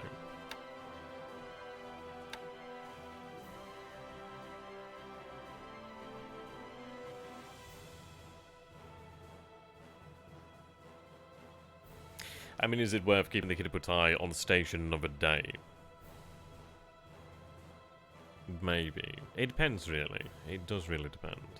I think what I might do then is actually move them to the other side of New Caledonia, to about there. If I take a look, yeah, they're going to go around there. I don't want them to do that. Okay, what I'm going to do here then. I'll set their first patrol point then at Bellop Island. Their second point down over here. So I'll have them nearby, but obviously not in a position where he believes they will be next turn. So they can remain there for the day. So if they're about here, then obviously they're obviously not within range, but they're within the range of the entirety of New Caledonia. So yeah, it gives us. I think it's probably worthwhile. We have all our forces actually headed to Lafoa. It's going to take them some time to unload. Unfortunately, there is a decent amount of submarines in that area, but because of that, I can't really afford to keep the Kidabutai there. They're not really serving me any role there. I think we will go ahead and potentially strike at Fiji. I mean, if I can get an idea of how many aircraft he actually has there at Fiji, then that'd be quite good. So potentially what we may do then is use the H6K4s or potentially some other assets in the nearby area as potentially reconnaissance, well, reconnoitre the actual airfields there. It's more so the port, but if I can clear the ports, i.e. clear the ships that are out at sea, that'd be nice, obviously clear the way there. I mean, there are a few targets. I mean, at the end of the day, if I do hit these targets over here, that's still a nice little victory there. Destroying a couple destroyers, a couple light cruisers. If I could hit the actual heavy cruisers, that'd be great as well. It would reduce his ability to strike at us in the near future. So potentially what we could do then is... We'll have to see. What I might do here then is if we take a look there, to the north, I have the 52nd Naval Guard and the Maizuru 1st SLF. What I could potentially do then is once forces have been unloaded over here to Lafoa, is I could potentially take 2 or 3 fast ships and fast ships, or ideally fast ships but low capacity, so it's as fast as possible with that low capacity, so that I can actually have them sent out here, so it's a low risk but high reward operation where I can take Lord Howe, Norfolk and Rabaul Island. That's going to be good. But yeah, we've not really shown the willingness to attack Fiji beforehand, so maybe, I don't know, it depends really. He's definitely built up some assets over there at Fiji. Maybe it's about time we punished him for that. He sent his warships out there. Now, what intrigues me is the fact that we do see a lot of actual transports and troop transports over there at Fiji. Now, I can't see a reason why he would actually keep them on station. Because in reality, he knows I have the Kidabutai nearby. He knows I have aircraft nearby. I don't think he'd keep them on station for any other reason than potentially he's low on fuel at Fiji. And I think that is actually quite a... I think it's a very real possibility. Now, I mean, our fuel situation has obviously significantly improved from the last turns. We're able to move now fairly freely, where his forces over here may in fact not be able to do so. Yeah, that's a fair old amount of distance there. That's a fair old amount of distance. So I think what we might do here then is potentially strike at the forces at Fiji. I mean, this is it. If there's something on the airfields, maybe we'll go ahead and hit the airfields. It does depend. I'm not going to get that close, but we will see what happens in the area. It could also be that he has some sort of, repulsive that's going to be coming from the Fiji area. But I'm going to be staying within the area around New Caledonia, well within range, so we can actually protect that, overwatch the area until we are finished. And I'm going to stop saying area now, because I've said area so many times in the same sort of paragraph, same sort of bloody frame of speech. I'm starting to get kind of weirded out about it, actually. Okay. You're heading south, which is good news. What I might do then is actually... Well, you're actually on the way to Tulagi as we speak here, which is good. Right.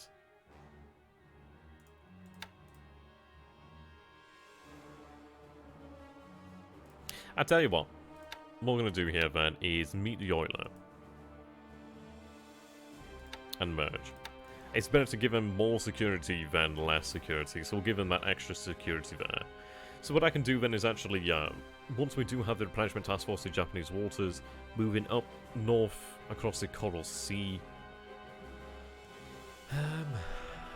Yeah. Maybe I could switch out some additional destroyers, or who knows really, we'll see what is available. I could even have, in fairness, I could potentially have the Mizuho actually send north continuously. I could then have maybe some destroyers swapped around and the oil swapped around and actually have one oiler sent south. And which would be good. Be nice to have another oil in this area just to keep things flowing. But for the time being, we are good here. We can always drain the fuel from the other transports over here for the warships. But yeah, the Kidabutai has received a big influx of fuel, which is obviously what we needed. Now, let's see here. Let's take a look at the state of the ground forces then, shall we? Everybody's good to go. Only the armor is lacking here, but everybody's going to begin marching now. And we'll wait for our forces to unload here, but it's still going to take us some time, but that's fine. We'll unload as we go on. But yes, everybody's going to begin marching No.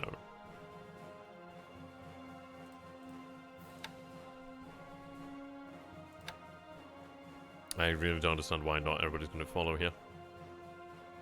Make sure everybody's set in the same mode, perhaps? I'm not entirely sure.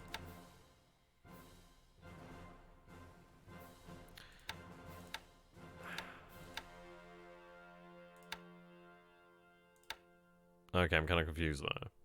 It may be due to the fact that the units haven't yet unloaded. So maybe we wait, maybe we don't. But let's take a look there. So we do have the 4th Infantry Regiment, which is... Yeah, okay, so there's no offensive troops there. What I'll do then is due to the fact that these Naval Guard units are ready, they're going to begin moving. What was that, sorry?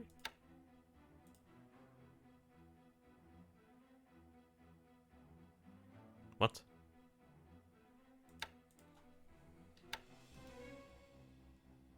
Yeah, that's not right. Maybe we have to capture the base?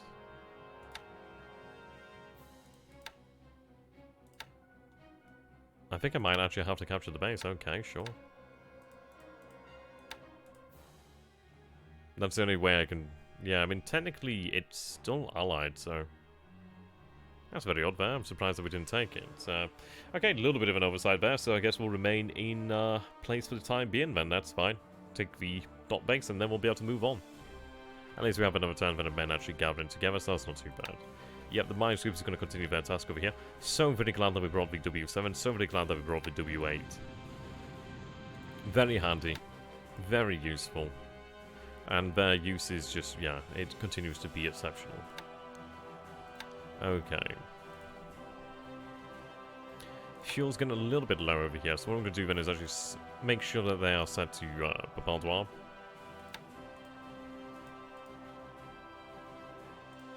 There we go. Keep patrolling this area.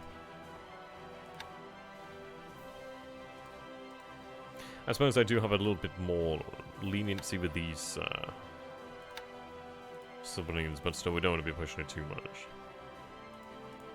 Okay. I'm patrolling this area heavily due to the fact that, well, sort of I, okay. You're heading to Saigon. Okay, you do actually have a large amount of fuel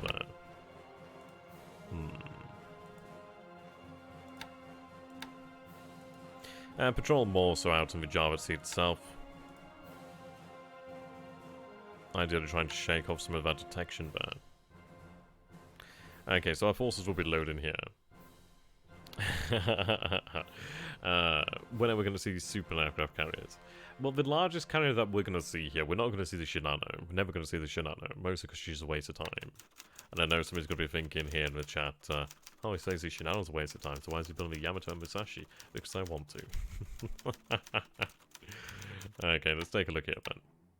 So in terms of largest carrier, I'm going to assume the Taiho. Yeah, the Taiho is a beautiful, beautiful aircraft carrier there, 29,000 tons. Very nice. I don't think there's anything larger than the Taiho.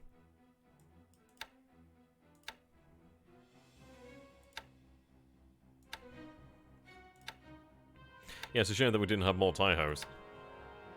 And Shokaku is a very, well, the Shokaku class is a very good class of carrier.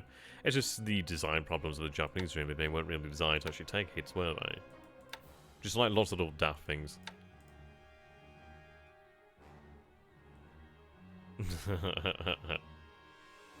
No, we're not making the Shinano. Can you show CVEs? Yep, of course I can. We should actually have the Shoho. Yeah, so we'll have Shoho in 8 days here, actually. That's very good. Right, CVEs. We don't actually gain that many, so got, oh no. At the end of the day, they do have a decent capacity, so I'm not going to, like, laugh at them. They'll be very nice to have. And what I might be able to do with them is just have, I don't know, really. Maybe just have, like, a CVE is a escort carrier. So, yeah, really, what we could potentially do there is just have, like, maybe some fighter squadrons aboard the CVEs. They could act... Oh, thank you very much there for the follow there, Fanfo. Really appreciate it, my dude. Yeah, maybe we have the actual CVEs as just... I don't know, like, Surface Task Force escorts. It's one of those. Oh, thank you very much there for the subscription, my man. That is really appreciated. Thank you so very much there, Fanfo. Yeah, I mean, this is it. I've always, like, I don't know. See, the issue with the surface combat forces is the fact that they don't have any real protection from the air other than the AA. So maybe we have some of these escort carriers actually travel alongside the surface combatants. It could potentially give us more flexibility with them to a degree. But the issue comes down to speed, so it's one of those. They're only really going to be traveling with the big old ships, aren't they? Yeah, combustible, vulnerable, expendable. Oh dear. I think the USN will have something like 50 of them, or more actually. Can't wait to see these babies. I was going to be happy. I know that, like, it's just... I'll probably cry myself to sleep when they end up being sunk one day, but we'll see. God, I'd be happy if they actually did play a nice part of the war. I would be quite happy. It would be awesome. You guys know it'd be awesome. You don't want to admit it, but you know it would be. Okay. Good reinforcement schedule. As we're going to see these guys on the Shoho. We will see some new squadrons arriving. D3A1 Val's actually quite nice. Quite a few over there, cheaper. Okay. Ground reinforcement schedule.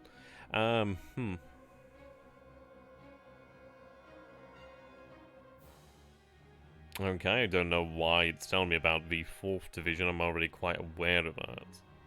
It must be because of the fact that they're actually loading up onto the transports. But that's really interesting. I don't know why it would do that.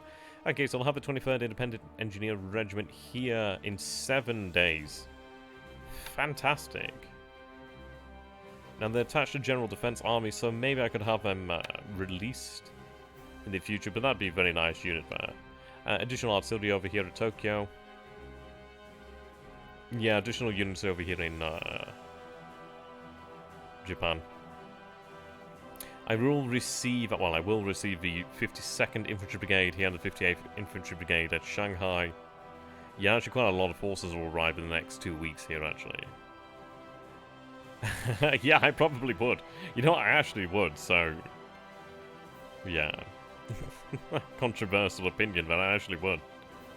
There's some mods out there that I really would like to take a look at. Like, I believe it's one of the mods, it's either Focus Pacific or RHS or one of the other mods, I can't remember which one it is. And it basically does away with the actual Yamato class. And in their place is basically fast battleships, really.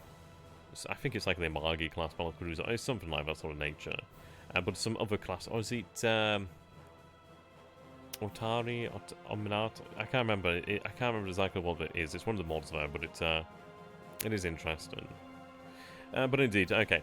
Now this one's going to be quite important. Then the 4th Air Division is going to arrive at Changchun, which is going to be good. But yeah, we'll have a big influx of reinforcements in China, which is going to be very good.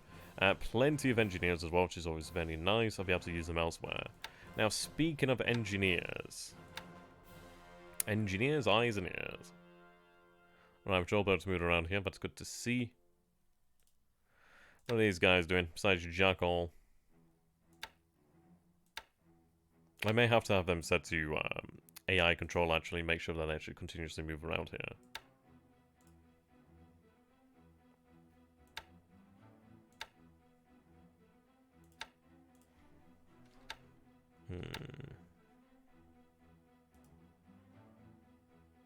And so when are we going to see the decisive Battle of Pacific? Well, this is it. When is it going to happen? I don't know if I could actually tell you, to be honest. We're not...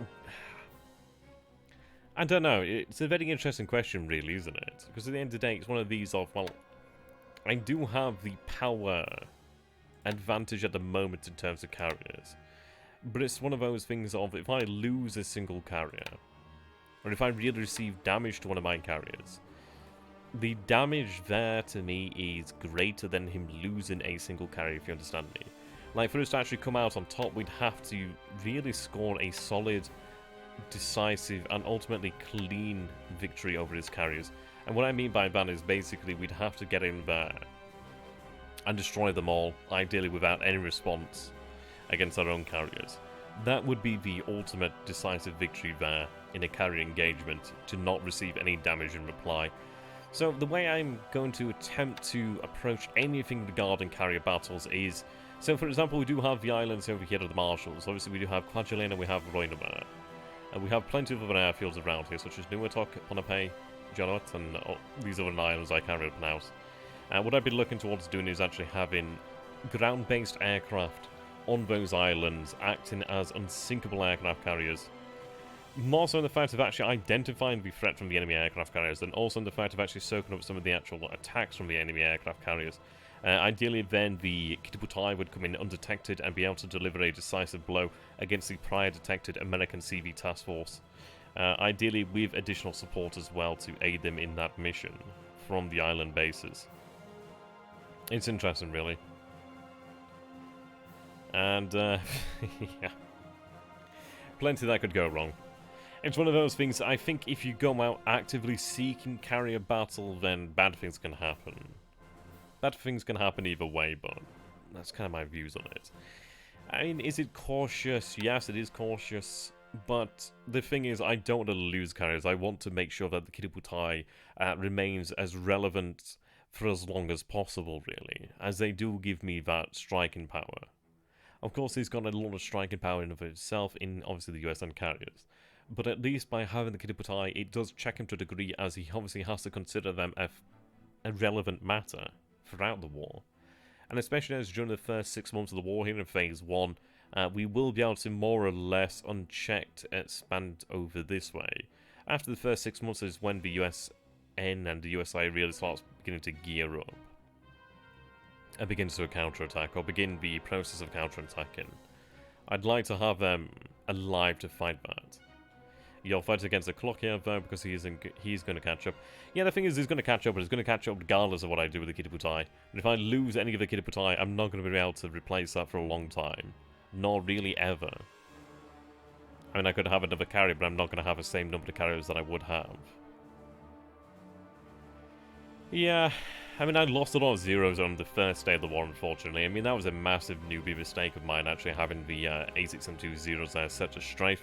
But well, you learn the hard lessons, and from the hard lessons you learn the best lessons, in my opinion. And this is it. If I made the mistakes, you guys don't make the mistakes. At least that's the way I tell myself it, so I don't end up bloody hanging myself. Oh dear. Okay, so they're going to be taking the base over here next turn. That's good. Okay, they're going to be readying up. The men are now marching onto Bataan.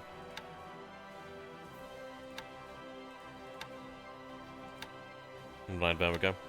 It'll take them some time, but that's fine. By the time they arrive, they'll be good. Ah, thank you very much there, J3. Really appreciate it, my man, as ever. Your evil giving THG a change to win. Okay, I think I understand that. I'm giving him a chance to win, or my evil is given a chance to win, or I'm giving him some pocket change. Oh, I've got some change to give him. Right, okay, now I understand it. That's cool. Okay, as far as it goes, I think there's not terribly much left to do in the turn here. We may actually be able to finish this one tonight, which is a rare circumstance, actually. I'd want you guys to realise that one. It's quite nice, actually, having a short time between the turns, because obviously it keeps things rather fresh. But things are mostly in motion in China, which is good. Obviously, these forces are moving out over here. Now, the division over here has just arrived. Okay, so they can be unloaded. 77th Infantry Division, sorry, Regiment and Mixed Brigade over here. How many hours do you have in this game by now? I don't know, maybe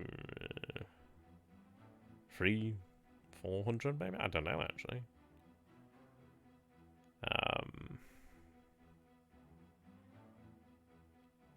I'm not entirely sure, actually. Maybe more. I don't know. Okay, all this artillery is here as well. Okay. Can I expect any additional forces to arrive here? 34th Division is here. There's all these temporary divisions here.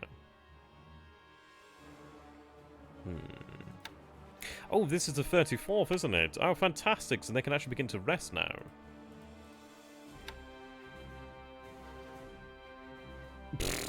No, THG's got more experience in the game in total. He's been playing it. I think he's been playing play by emails a lot longer than I have. The first play by email game I ever played was against THG, which is this game here. So I'd say he's definitely more experienced in regards of play by emails. I think we have different level experiences with different level of things. Like obviously you'll have more experience with the Allied forces than I'll have with the Allied forces. I think when it comes to Japan, maybe we have a similar level of experience. I'm not saying I'm better than THG. I think at the start of the campaign he was definitely better. I think I've learned some lessons.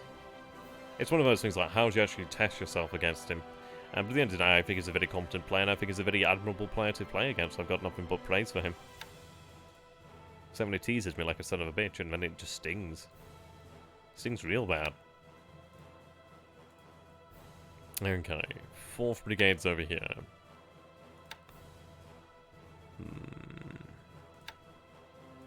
I'll have them actually sent down this way.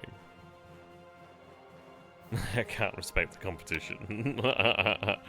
Indeed, okay. So we are waiting for our divisions to actually march here. Yeah, they're making their way there.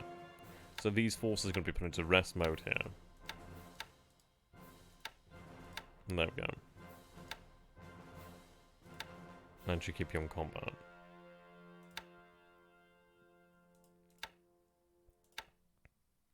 Okay, so it'll be some time before a big influx of reinforcements from the Loyang army will be coming down here. So what do we have to play with here then? So, well, to be fair, I actually do have a fuckload of divisions there, to be fair. The good news is actually having the independent engineers is going to be very important. How's the oil situation? The oil situation is, I mean, we'll have a look on the tracker. It's obviously dire as it is always for the Japanese, but it's not as if I'm going to run out of fuel tomorrow, really. I am bringing in small amounts of fuel to Japan, well, small amounts of oil to Japan at the moment from other islands. But obviously the actual process from getting, well, for getting the fuel from the Dutch East Indies has not yet started. It will be starting in the relatively near term, though. Like the Malayan campaign, I might be able to wrap up the Malayan campaign by the end of January. Maybe into the next month, but it's only a matter of time really now. The more troops, if I can catch any troops out here, that'd be helpful. We'll see. I need to move all these forces out here as well.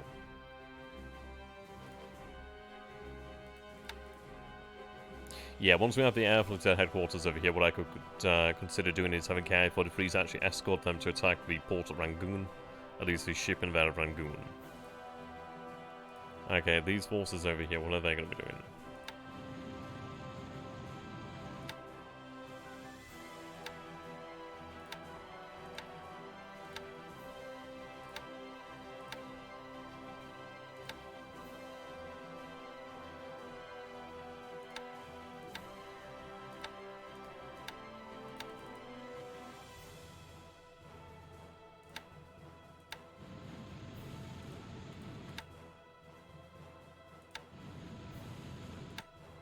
Yeah, it's going to be quite good to have all these ships here with the upgraded search planes. It does make a big old difference.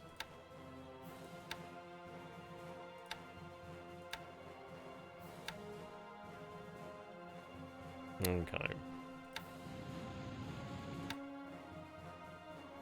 I mean,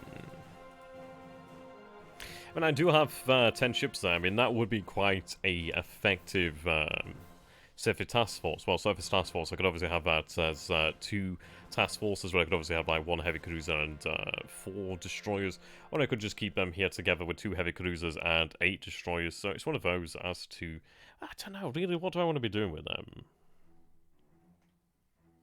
I mean, are they required? Is there a place where they're required? Where can I use them? And potentially I could use them down in the Celibus Sea to actually escort our forces that way. Maybe. Not a terrible idea to actually use them like that way, really. How will they come in handy? I could maybe have them in this area here, but without actual air power to project, they're not really doing anything, are they? They're just running patrols here and really act as targets.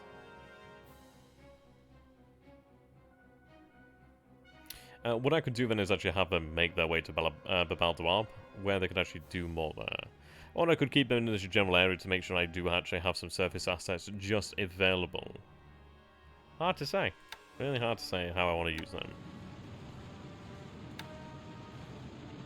They couldn't be converted until July 42 anyhow.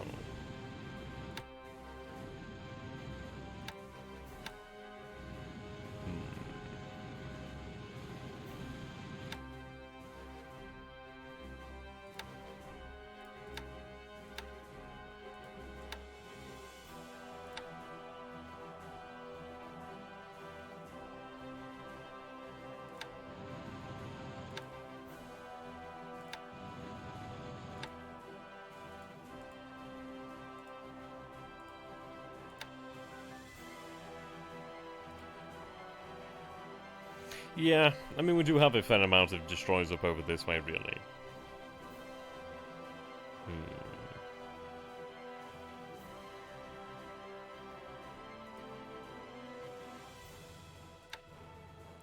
I think what I'm going to do then, because these guys would be very impactful down in the South Pacific, and just in that general area. And what I'm going to do then is actually have them make their way for Babal Dawab. And then it gives us potentially more surface ships to use here. We'll have them move down that way. I may change my mind on how we wish to use them. I think for the most part, as far as it goes with threats from the Royal Navy isn't so bad. The thing with the Royal Navy is they're on the wrong side of the world here, really. So I'm able to use the Dutch East Indies actually as an effective barrier there. I'm going to be very much reliant upon ground-based aircraft when it comes to Malaya. It just comes to really the Dutch East Indies in general, really.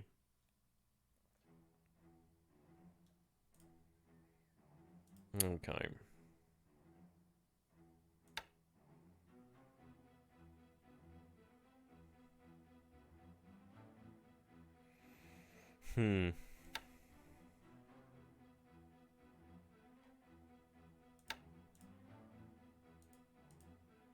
Okay, what I'm going to do here then is take the Ki-21s. I'm going to have them all stand down. Just train.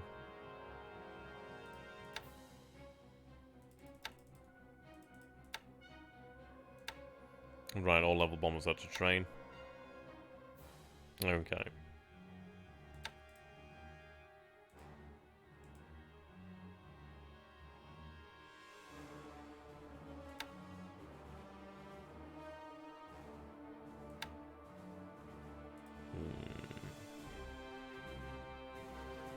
See, I do have that squadron there. I could begin to have... I mean, I could have that squadron transferred elsewhere.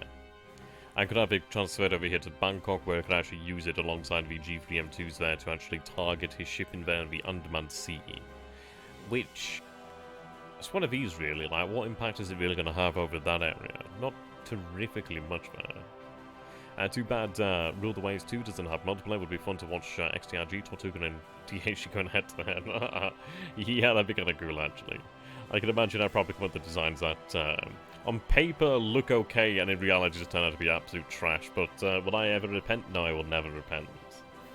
I think we're going to be looking at some sort of collaboration series on that in the future, actually. What is the fatigue on the A6Ms?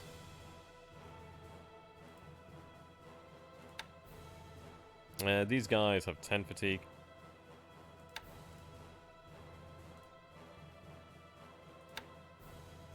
Six and 6 here.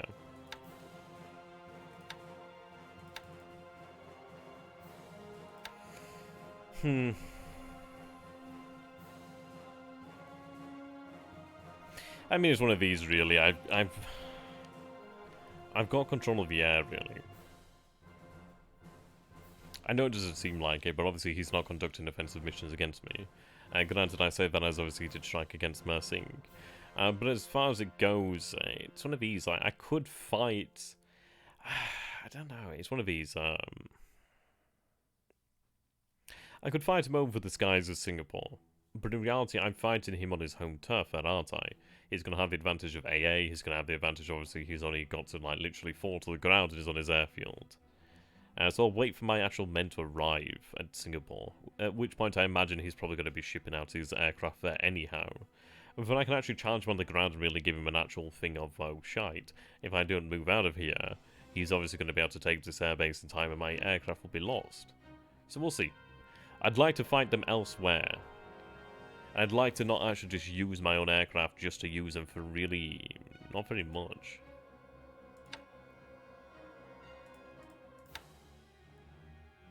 It is hard to say what to use them for.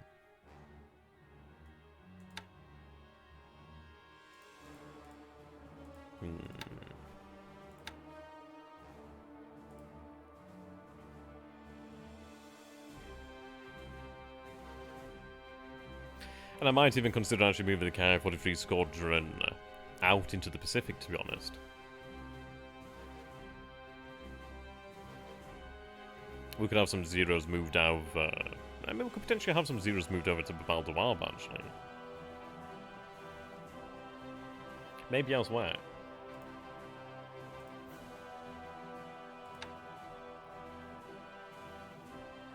Obviously, they don't have the range of that.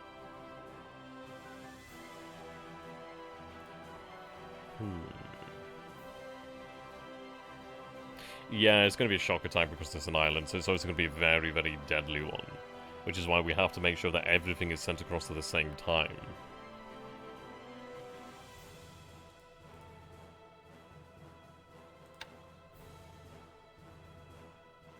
Okay, not yet up to full strength here. I could draw another 10 from the pool there, if I so wish to do so.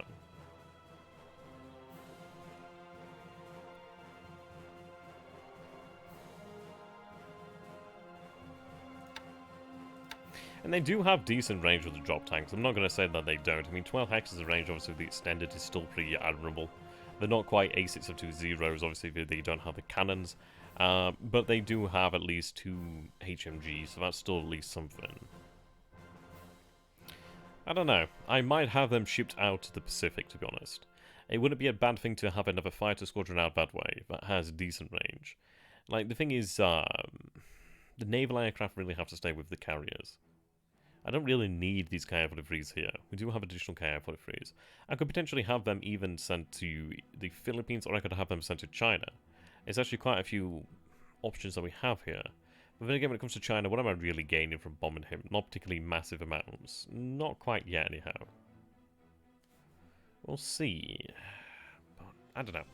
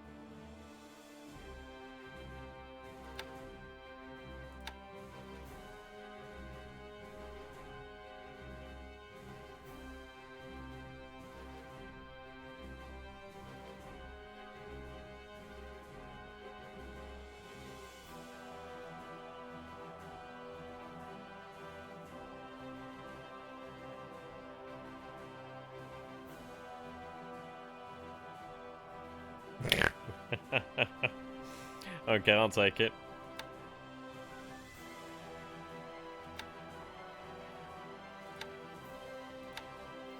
Okay.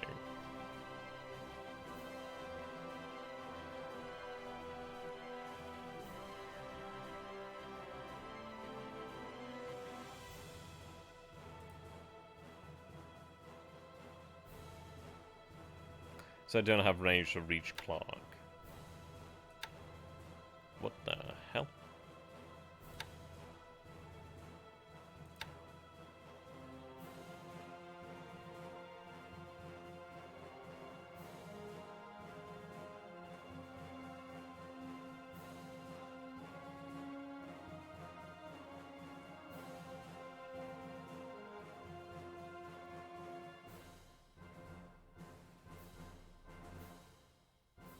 I'll have them transferred to Kamran Bay for the time being.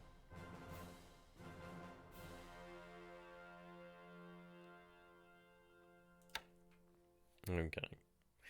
It's just one of these, really. I could have them stationed out, potentially on the marshals or elsewhere. I won't have them on the front lines as such. I'll probably, maybe like Truck or Inuatok or one of these other islands around there. It wouldn't be a bad thing to actually have the capability to throw together some combat air patrol. At the end of the day, I don't want to be taking as carrier fighters on a one-to-one basis sort of thing. What I want to be doing is really having them there purely to escort any sort of reprisal strike, i.e. like naval bombers.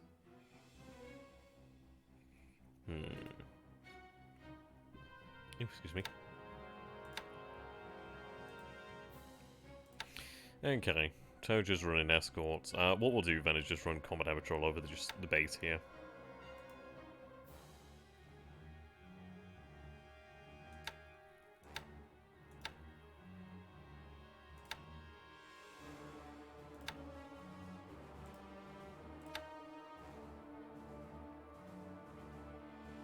As far as it goes, what else do I need them for?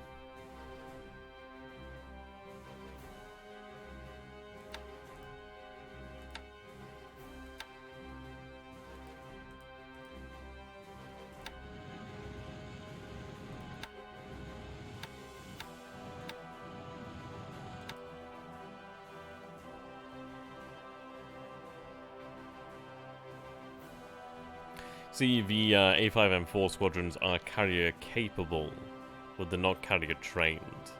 So I suppose one benefit of them actually staying on board the carriers is eventually they will be carrier trained as well. Which is, I don't know, I don't think it's that important, but at least it's something. Okay, so I'm going to place the A5M4s on. I'll have them 40-10 and at least there's still something available for escort. So, A5M4 is going to fly with that setting there. And the zeros are at 30%, okay.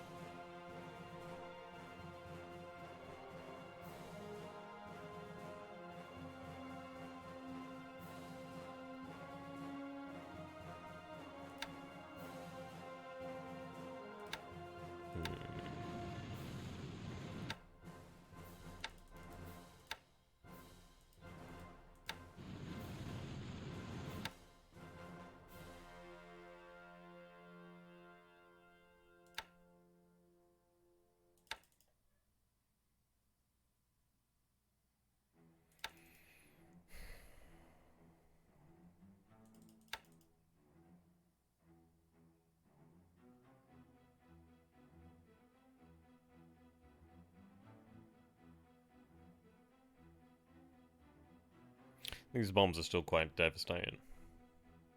I think I'll have them use bombs here for the... Well, then again, nah. I can always go rearm, can't I?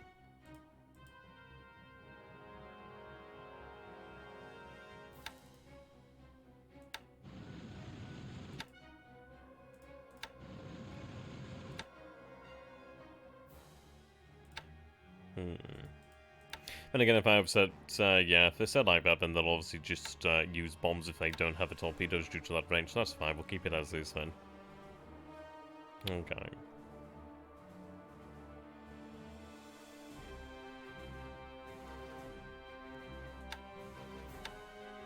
Okay, the guards, mixed brigade over here. How much do I need to have you attached elsewhere? Did I actually pull that off? Not yet.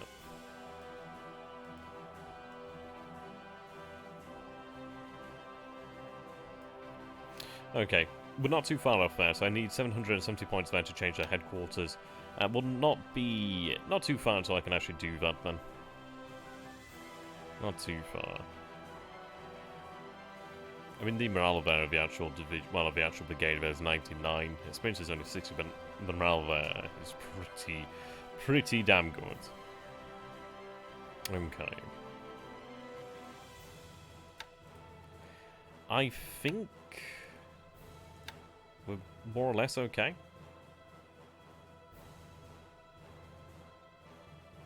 What I'm going to do, though, is actually take the 2 destroyers here. Well, 4 destroyers, actually.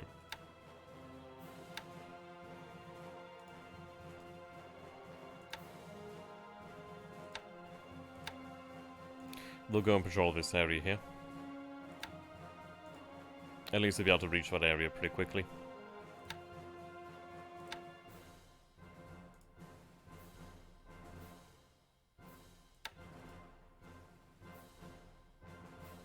Okay, transports. Yep, so they're on their way over here, then that's good to see.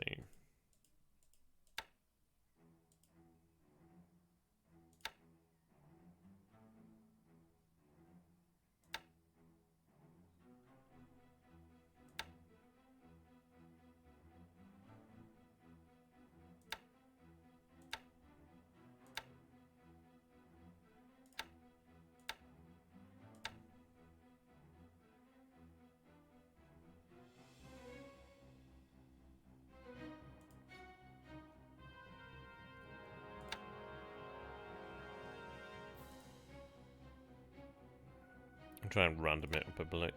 Well, a bit, sorry.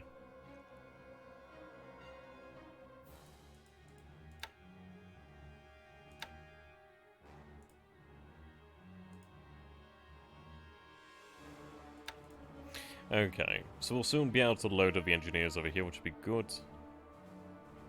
These guys. Yeah, they're going to begin their transport soon. Right, okay, so I do have an increasing amount of the 11th Air Flotilla over here. The good news is, what is the size of the airfield here? So I have a size 4 airfield here, that's good.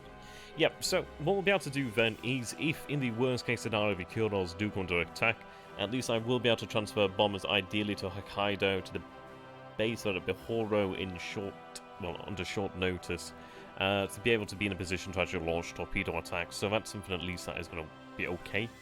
I'm going to be looking at actually fortifying these northern bases over here, though, of the Kurils, so that's going to be an important thing to do.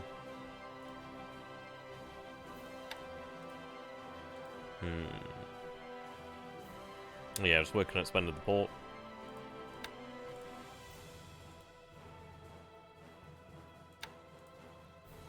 Okay.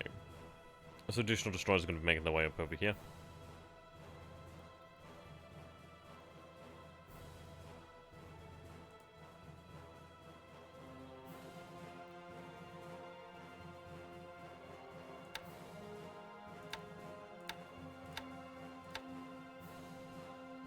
Okay, so I do have the 83rd and 82nd and the 2nd Reconnaissance Regiment here, actually.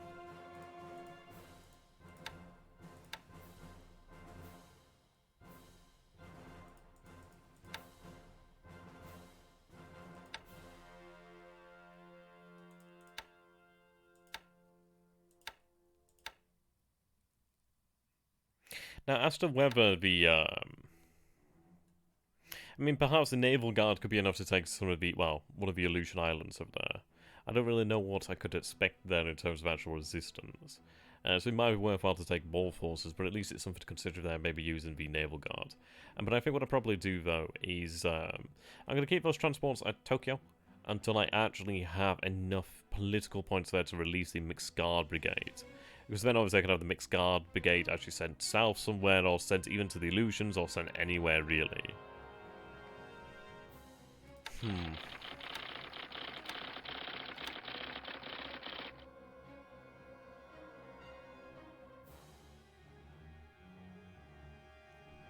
You'll continue to march here.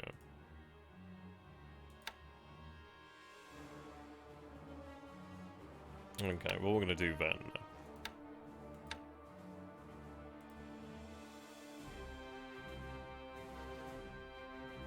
set all to follow. You remain behind. How was my garrison requirements here? Okay.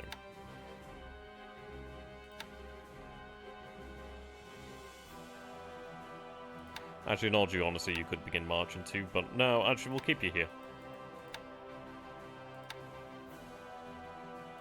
I'll have you move out. The armoured cars can stay here, actually. At least that'll be enough to ideally satisfy the AV requirement. Yeah. Well, no, actually it won't be. Never mind. Okay.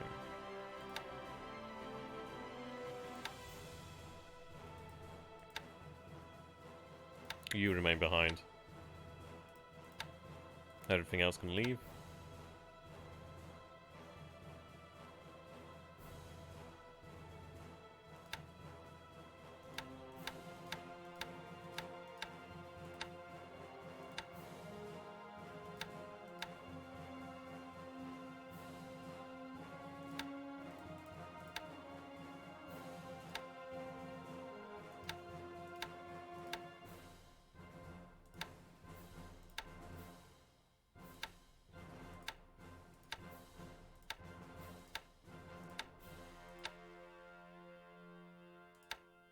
Yep, so everything else could follow there. That's fine. And that's a lot of artillery there. That is, in fact, a lot of guns. Big guns here as well. We do have the 300mm howitzers there. I can imagine those are the siege mortars. Big old chunky guns, though. Big old chunky guns. Yeah, a couple days and they'll be outside of Changsha. Now, the actual campaign here against the cities. See, this is what I love. I think he genuinely may believe I have more intentions in the north, and I really do not. I really do not have intentions there. And my intention is to leave 2 divisions here to recover the Loyang, which is still a very decent garrison. Other forces in that local area as well. Cluster of cities where I'm going to know it as. But yeah, I have nothing else to gain here. Granted, there's some oil and refineries there, but it's nowhere near enough. It'd be nice to have, but it's not anywhere near the priority. The Dutch East Indies will provide the fuel and oil I need. China is to be defeated, really. I am going to have to consider potentially pumping more supplies into China at some point in the near future, however. But ideally, if we can keep up with the conquest as we are doing so now, at least it will actually increase the amount of supply that I can potentially capture from China as well, so that's not too bad. And if he wants to fight me in China, he has to get the supply there. Obviously, he does have the Bamba Road. But we'll be looking at actually cutting that. That may be what he's trying to do over here with Rangoon, having more supply pumped into China. It's unknown though, really. Potentially so. Potentially so.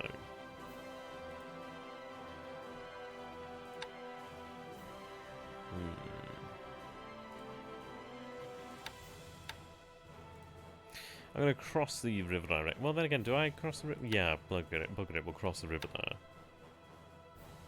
I'd have to cross into the base though, that's the issue.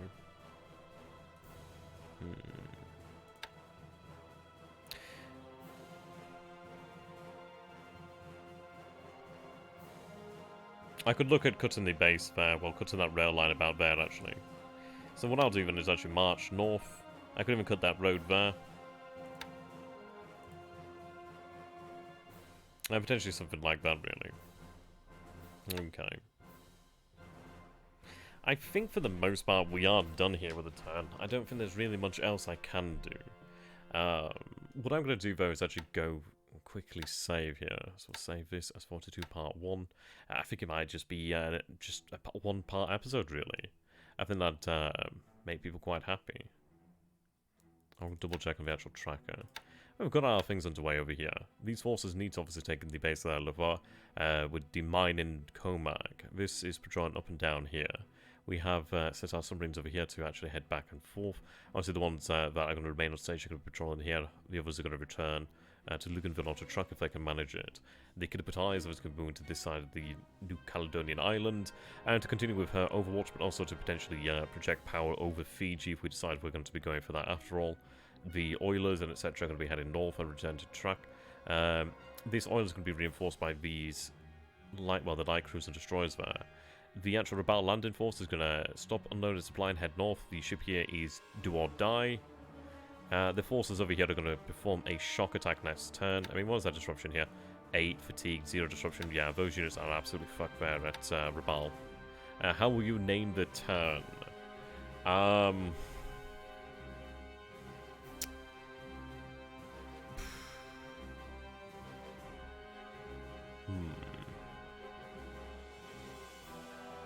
I'm not entirely sure, actually. How will I name the turn?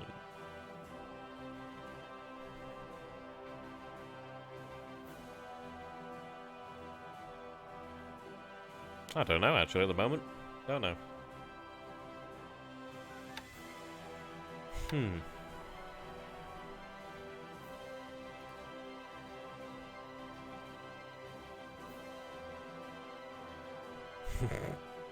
I could name it Surrender Cyan, and then, I don't know, maybe he might think, oh, maybe he wants Cyan, or something of that nature. But what I'm going to do here, then, is pop out.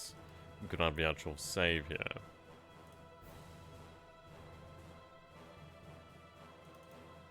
Okay. Did I save it as 1? I think it was 1. Yeah, okay. Make sure I copied that.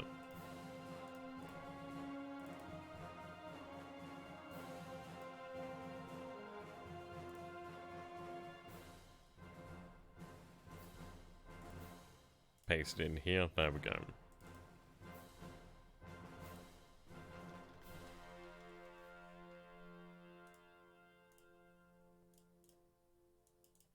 There we go. We'll go ahead and take a look at the tracker then.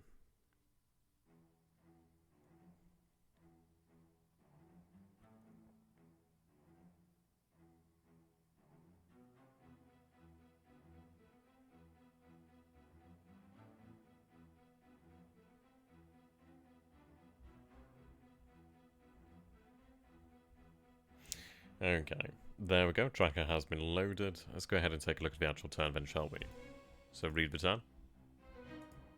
I must have loaded. It must have been free then. Yeah, 0, 0. Okay, 1 second. My fault there. Forgot which. Yeah, 0, 0, 3. Okay, 0, 0, 1 is obviously the combat turn. That makes sense now. That was my bad. I don't know. I think I might name it like Surrender Cyan and nobody gets it or something. Right, 0, 0, 3.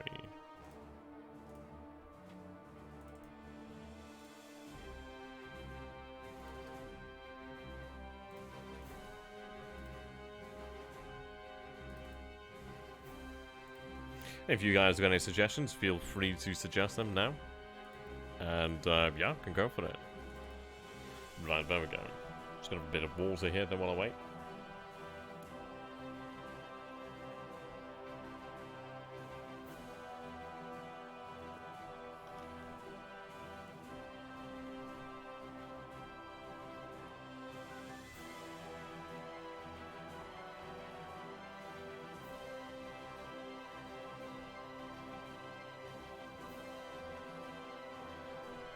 Okay. Go ahead and read the turn. Yep, there we go.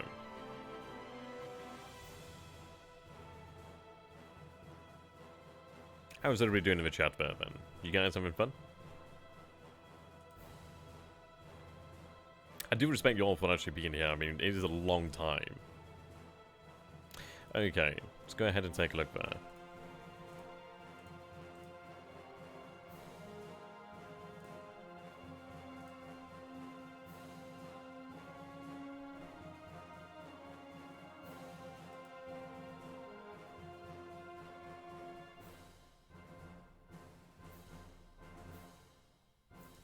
Yeah, that was a nice thing to know about. Right, we'll take a look at the industry here. Armaments is something I need to take a look at. We might be able to get away with reducing armaments production. It could potentially make up for the shortfall that we had from the lack of, well, from when Tokyo shut down. And let's go ahead and take a look at the chart. Okay, so we're still producing abundance of heavy industry. Yep, okay. Let's take a look then at the... So, Japan. There we go, resource history. Okay, resources are on the up again. Now, to be honest, it has been nice. We have been increasing this. I do need more supply in Japan, though, so we are going to have to continue to produce more resources. Well, again, actually, yeah. I mean, again, a lot of our supply was there from the expansion, so that's not too bad. It's not too bad here. Unusable torpedoes versus bad depth charges. Or could you shoot... Well, load the deck gun with the Mark 14s or something? I don't know. I'm not entirely sure, actually. Oil, technically, in the up there, also we do receive an uptick from Sakhalin, or Sakhalin? Sakhalin? How the hell you say it? It sounds Scottish, man. Right, but as we can see here, that resources are generally on the up, which is good. Fuel obviously uptick there from the fuel uptick, sorry, from the oil uptick. Not bad, so yeah, things are going well enough. Right, I want to see China, so China. Supply has dropped here pretty big time.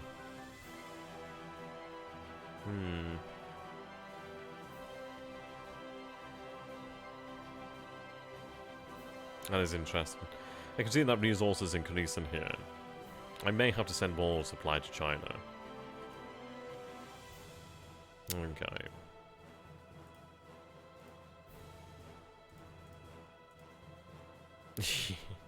I think it was a 4-inch gun. Okay, yeah, so everything is now producing once again. So let's see here then. Building. Actually, if I take it out, does that actually give me any sort of estimation of date of arrival? Yeah, it gives me availability here.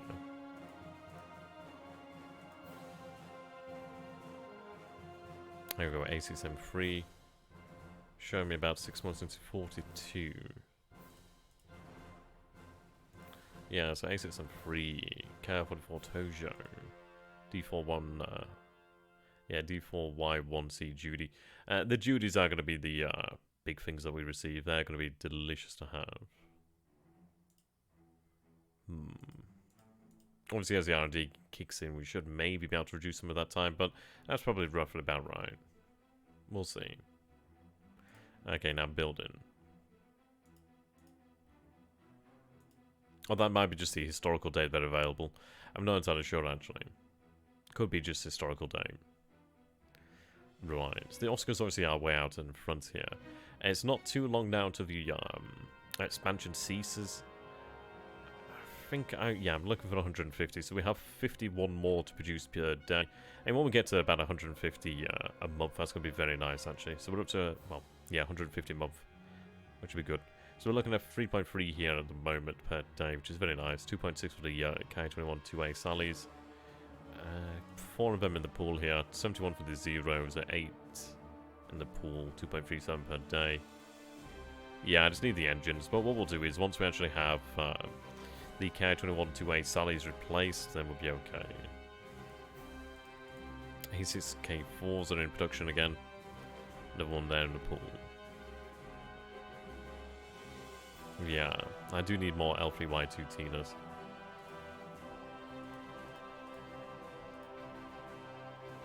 Okay.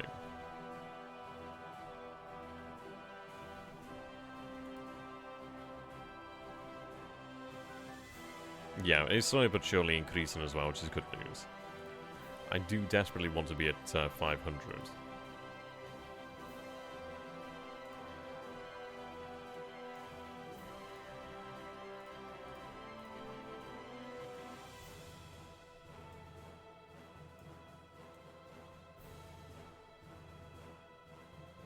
Yeah, indeed.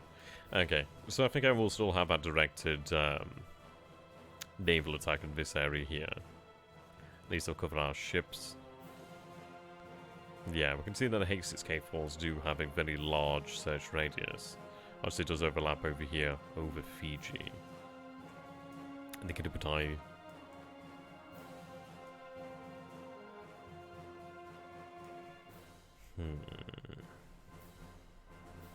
The baby Kiribatai.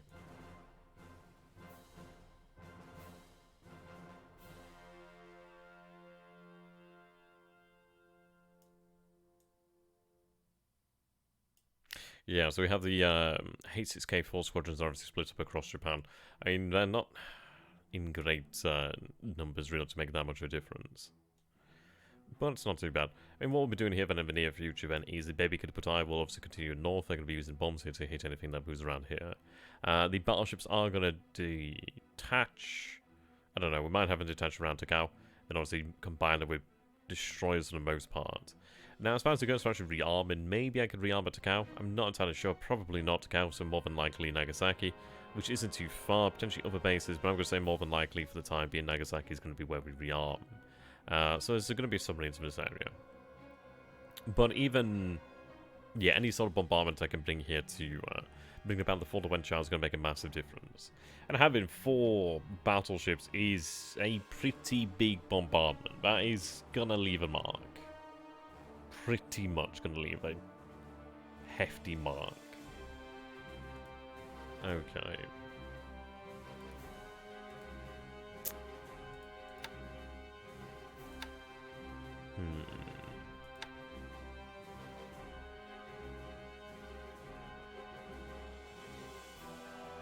I'd say with that we're done, actually.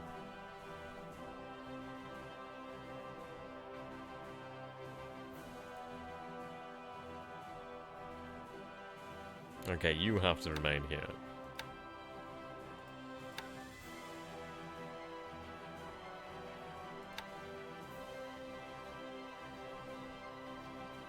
Yeah, we'll get these forces out of here. I don't want to remain in the area just in case there's a risk. Maybe once we do take over the base, then I can do other things. We'll see, but that base is definitely going to fall there next turn. Which is quite interesting, because then what I can potentially do is actually split up the... I can actually split up the division here. Possibly have 1 detachment head out for Port Moresby, or 2 detachments, or just the entire thing. I think the best way to use the division is use as a single block to a degree, as obviously that's where you get most of your power from. But we'll see. And thank you very much for the follow. Really appreciate it, my dude. Thank you so very much. Good to have you aboard. Okay. But I do think we're done here. I think we are done here. So that's going to be quite good. Ideally, that means we'll have another turn pretty quickly then. Should be very nice. But indeed, yeah, I think we're done. So, might be famous last words. I'll go ahead and check on the actual weather report down here. So overcast is over there, rain is over there. Gonna go ahead and double check one more time on the actual weather. So let's take a look. Okay, poor weather over here, clear weather there. There's a storm front over here. Let's see, storm front over Luganville. He does have detection over here, so he definitely has Catalinas or some sort of search aircraft in this area. So I think we'll have to see about this. I do think potentially striking other ships around, Fiji could be good. I mean, those destroyers there, those potential heavy cruisers, those potential light cruisers, they would be nice targets. It could help us to alleviate the issues around this area, and it would actually turn the series of ongoing skirmishes into something of a victory for us as well. But we can't rest upon our laurels. We know there is many a threat around here. We need to respond to that. But the good news is we have enough men ashore here to potentially secure Noumea. Additional men will be landing. And that is what I need.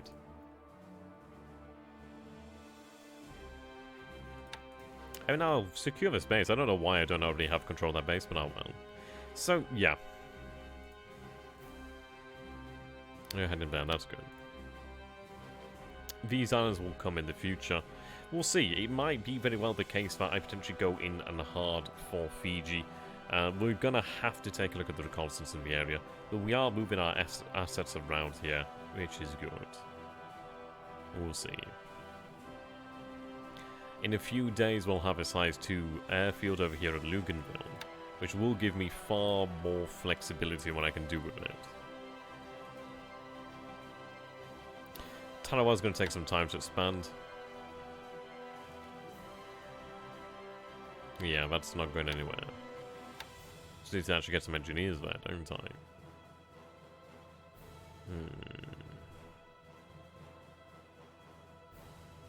I suppose I'll continue the fortification.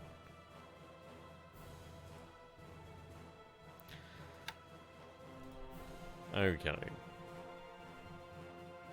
You're heading back in here to pick up these troops from Midway. I'm going to have 3 submarines over here to try and hit those ships, but the rest are going to be making their way back home. So we'll go with that then. There we go. Let's spend the orders phase. Okay.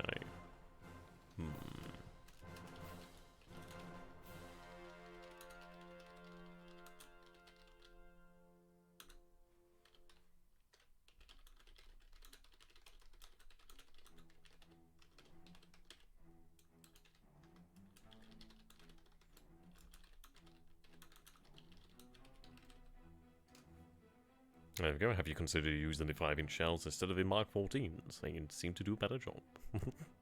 A little bit sassy there, that's about right. Yeah, so I'd like to thank you all so very much for watching here, guys. Thank you. It has been a really nice session, actually. It's really good to be able to get the turn done in a single day as well. I'm going to say about it, it's due to you guys following me here and subscribing to the channel that I decided to do this. Usually I would have taken a break about an hour ago, but yeah, I wanted to get it done just to help repay you guys for actually following me and subscribing to me on Twitch. Really just make a difference. 4-inch guns. Okay. I'll quickly rename that. Could have been rather embarrassing, but there we go, 4-inch guns. Yep, so I'd like to say a big thank you to you all, and of course, do follow and subscribe. It does make a difference. Until next time, thank you and goodbye. Tenno, Haika, Banzai!